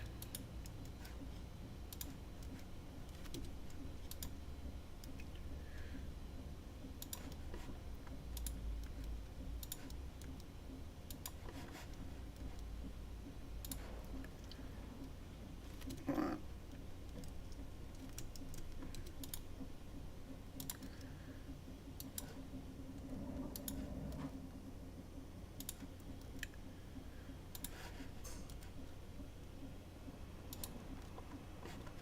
Okay.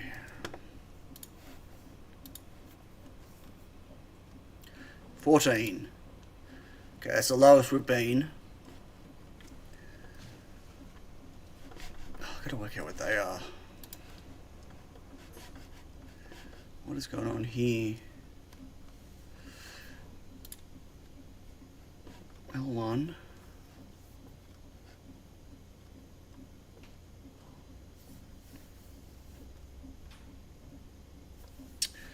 Hold on 1 second. Oh.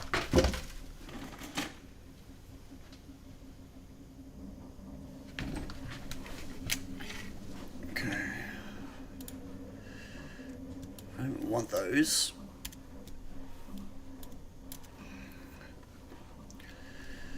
Dun, dun, dun. Captain Kirk says I hope you get a good crop of plates in the garden this season. A good what? Crop of plates? What are you? Oh, L1. Oh, they're the wrong way around. That's interesting. L1. C4. That should be L1. That's why. And that should be C4. I don't know what happened there. Screwed something up. Run. 3 and 1. Folks, we're almost there. The 1 is this. I can't do anything about that. For the moment, I don't care about the silk screen. This one here, silk screen, clipped. We're just going to ignore. Exclude that violation. So, 3 unconnected items. Oh, so you didn't even see that one. There's a ground here.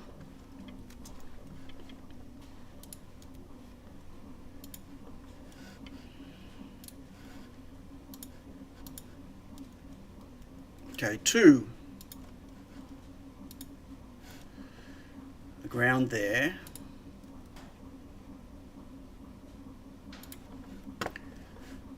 Although, why is that one interesting? Oops. Okay, well that's just that. And, right. Captain Kirk says SCK can be moved or shrunk. No, I don't want to change the labels just now. That's okay. I've got a solution for that. I'll do later. So my last thing is I need to get the VDD 3.3 volt number 2 over to here. Now that's going to be interesting because I can't cut it through here. Intermit tech says fix by ignore. Perfect. It's gone. It's gone. It's just a silk screen thing. It just means the bottom of the K will get chopped. But I'm going to move some of these caps over a bit. I'm going to... Oh, I can't do that. So, remember when I said about don't do things in the ground layer? Well, now I'm going to be the... Oh, what happened there? I'm going to show you when it's okay.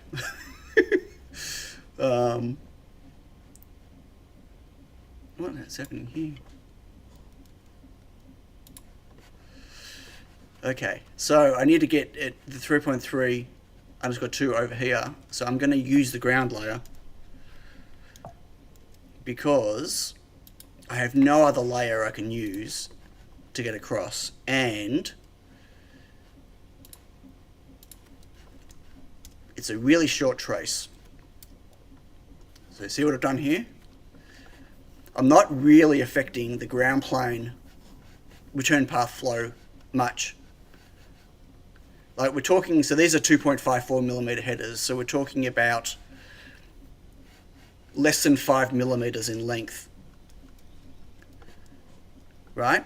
But that's, see, I can't do it here because that will kill my 3.3 volts. It'll cut off half my 3.3 volt supply to here. I can't do it in blue, clearly, and I can't do it in red. So I'm going to sacrifice that little bit of ground on the whole plane. And what that means now is 0. Ba, ba, ba.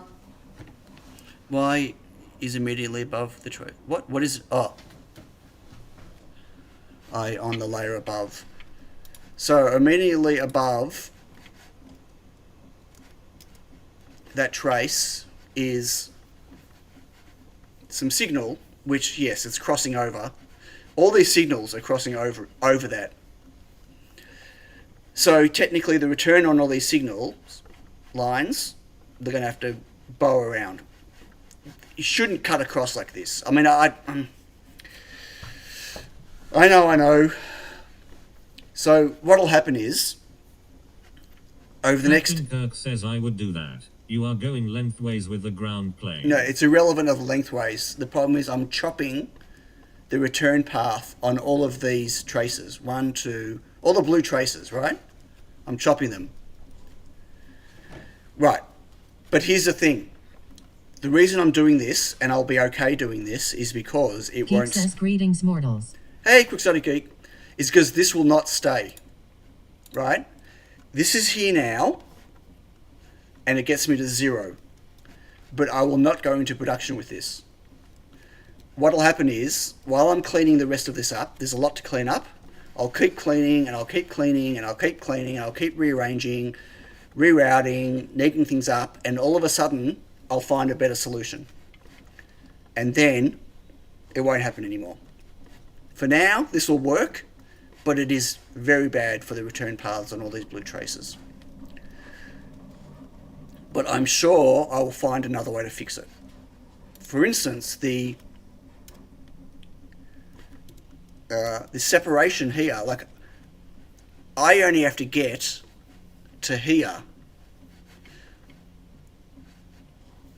Like, maybe I can... Intermit Tech says this is the way. This is... no. Not really.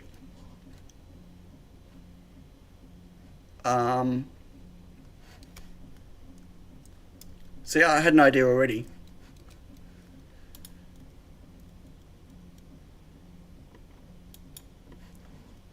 So...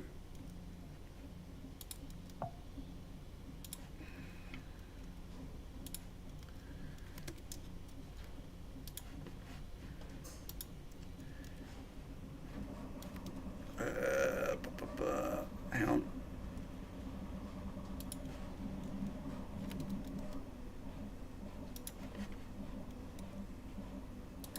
Geek says, what are you making? This doesn't look like a robot. Why is that? Okay, well that just chopped 3 of them off. So that's 3 less I'm intercepting. Right?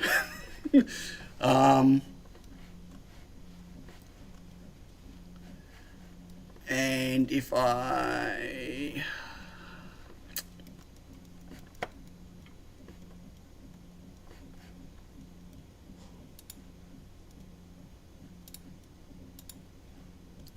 So this is a Feather S3 Neo.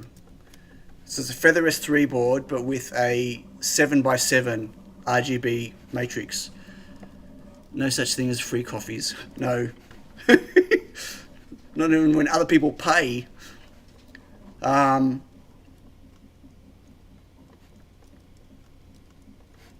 now that I've got that closer, what I want to see is, I'm so close to here that I'm going to do this now. Watch this. And solved.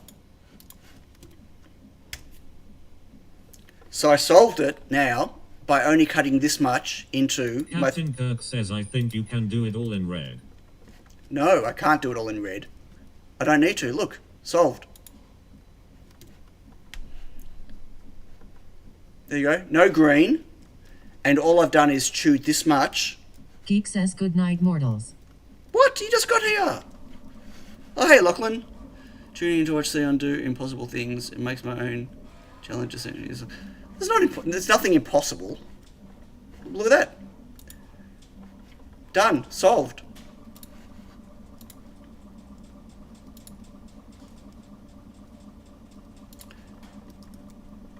Oh, 2 a.m. Okay. Have a good sleep, Quixotic. Okay, so look at all these. I need to straighten all these up. They are wonky as. Captain Kirk says looks good. You did it. So, now we start cleaning all this stuff up. I've still got a few things to add in this middle section, but... Oh, that's interesting.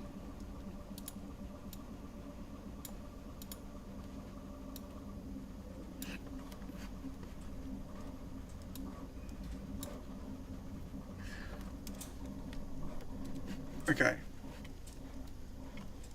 I need to get those out.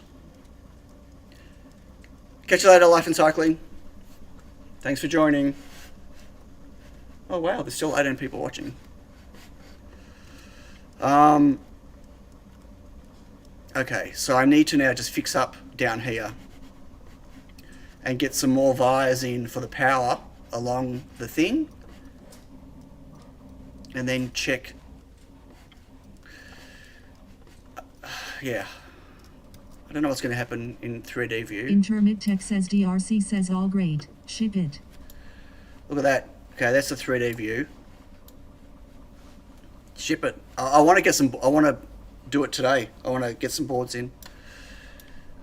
So that's going to look pretty cool. I hope. Bloody SCK.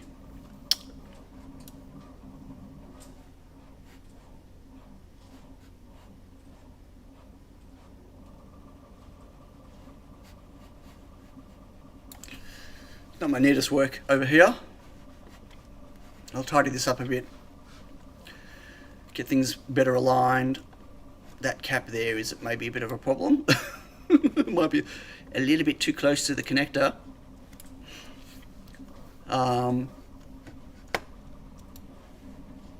Intermit Tech says just rotate SCK. Nah.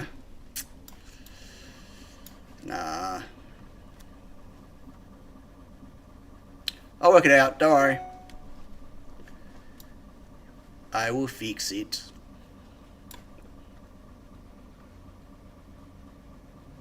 Probably just move the cap up a bit. Or I might just get rid of that cap completely. Who needs capacitance, really? Just it's overdone. And this area here looks terrible. Like that LED there. Oh, excuse me. Oh, okay. That LED looks terrible.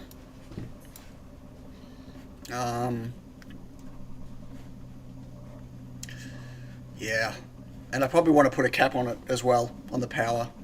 Alan Madsen says is the next PCB with 8x8 LED matrix. No, I can't squeeze it in. Like, there's just no... Where would I put it? If I didn't have the caps, sure, I could maybe. Not really. No, I can't squeeze it in.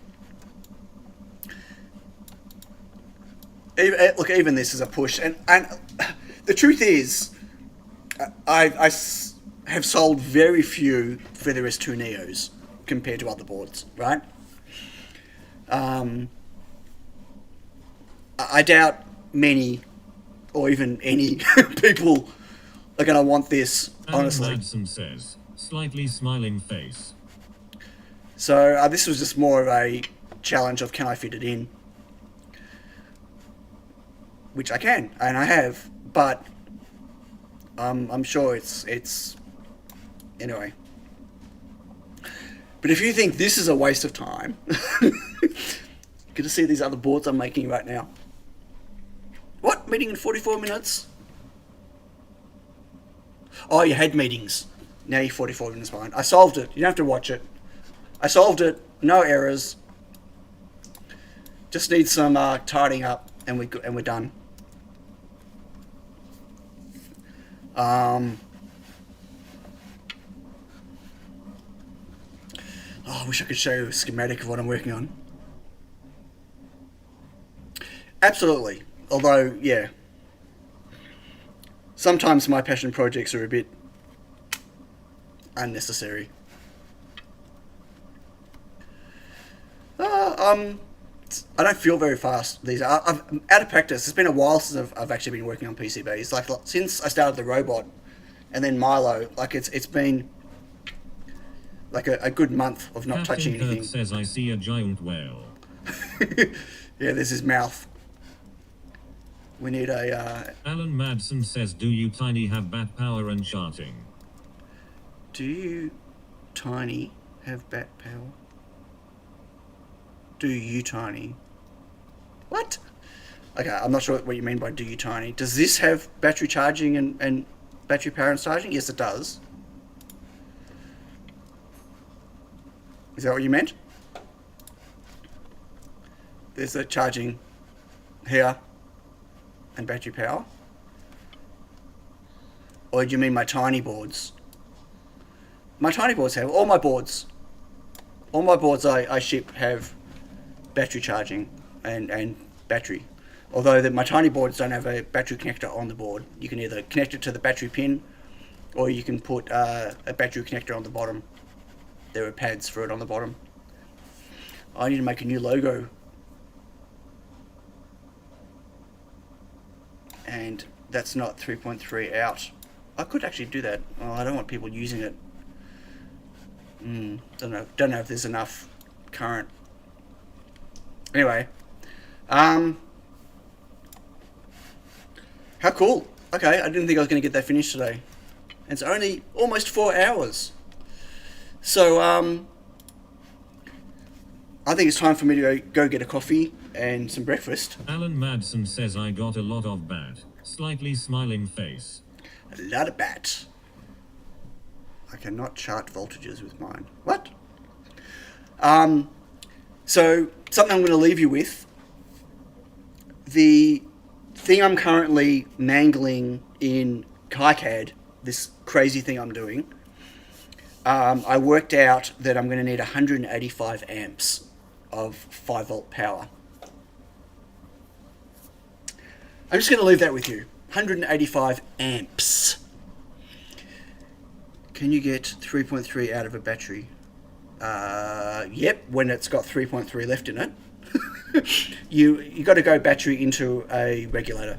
You can't go battery into like an MCU that does 3.3 volts, because that sometimes the battery is 4.2 volts. Intermit Tech says my power boards can do it. Can they? That's easy. 185 amps. What? See above. Intermit Tech says well, 100 a max, but you run into SU issues anyway. Yeah, I don't need one. I need over 16 to 20. I'll need like 16 PSUs. In total, 180 something amps. Anyway, that's assuming that this thing even happens. I can't route it right now. You think this was a challenge in routing? This is not a challenge in routing. This other thing is a challenge in routing. I wish I could show you. It has something to do with another project that I haven't shown yet, that I want to show you, but I want to make a video about it. I think I think it would make an interesting video, and once I've shown it on the stream, there's no point making a video anymore. Intermit Tech says what no. Look at LRS 605. Does 100 a sustained? No problem. Scotty says I cannot get any more power, Captain. What is LRS? What is it? Is that a power supply? Hang on. Just looking now.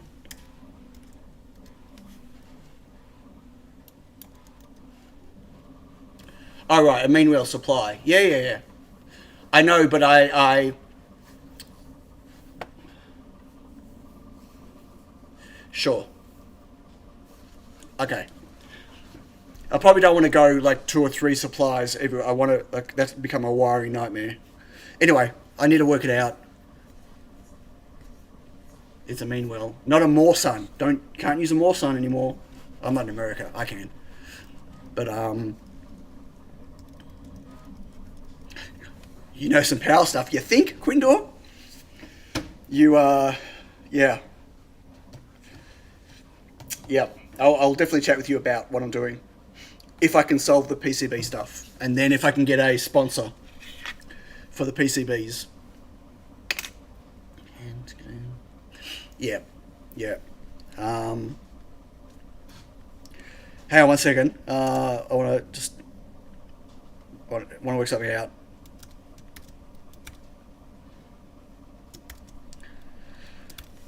Nine, 2, 1, 6. Oh my god. 2, 1, 6 times.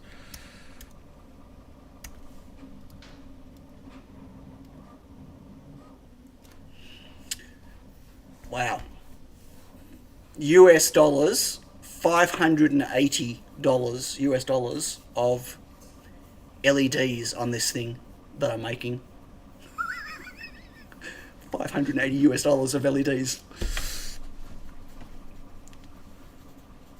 Yeah, maybe I won't do this. Anyway, thank you all for joining. Thanks for sticking around, for those of you who stuck around, and for the super chats. Really appreciate it. Matt and Iggy. Iggy, I hope you're feeling better soon, mate, and I hope your wife's feeling better soon. 5 million watt variable power supply. Hey, Technobulus. Yeah, this thing I'm doing is kind of insane. But if I can do it, if I can pull it off, you'll understand. And it's not what you all think it is. Maybe. We'll see. No, it's not. It's not what you all think it is. Only my patrons know. So, yeah. Handsy Gang made a portable power bank over 7,000. What? Yeah, I don't need that much power. I know 100 and something amps, is like 190, 180 amps is not a lot in the scheme of things, but for considering that I play with stuff like this, where, you know, 500 milliamps, 800 milliamps, like, I do very little that requires over like 2 amps. Like my conveyor controllers and stuff, they're all like 2 amps, whatever. You know, even like, yeah. Like even my logo with like 1,000 LEDs on it pulls less than an amp. Like, yeah, this is, yeah. Although the 180 amps is if all of the LEDs are bright white, which is not going to happen. It's an impossibility on this thing for that. But that's just the maximum. The whole thing could also take 1 amp to 180 amp. But anyway, maybe one day you'll all get to find out. Maybe. Until next time, thanks everyone. Thanks for your help with the routing and stuff. Catch you all later. Maybe fresh chips next week. Bye.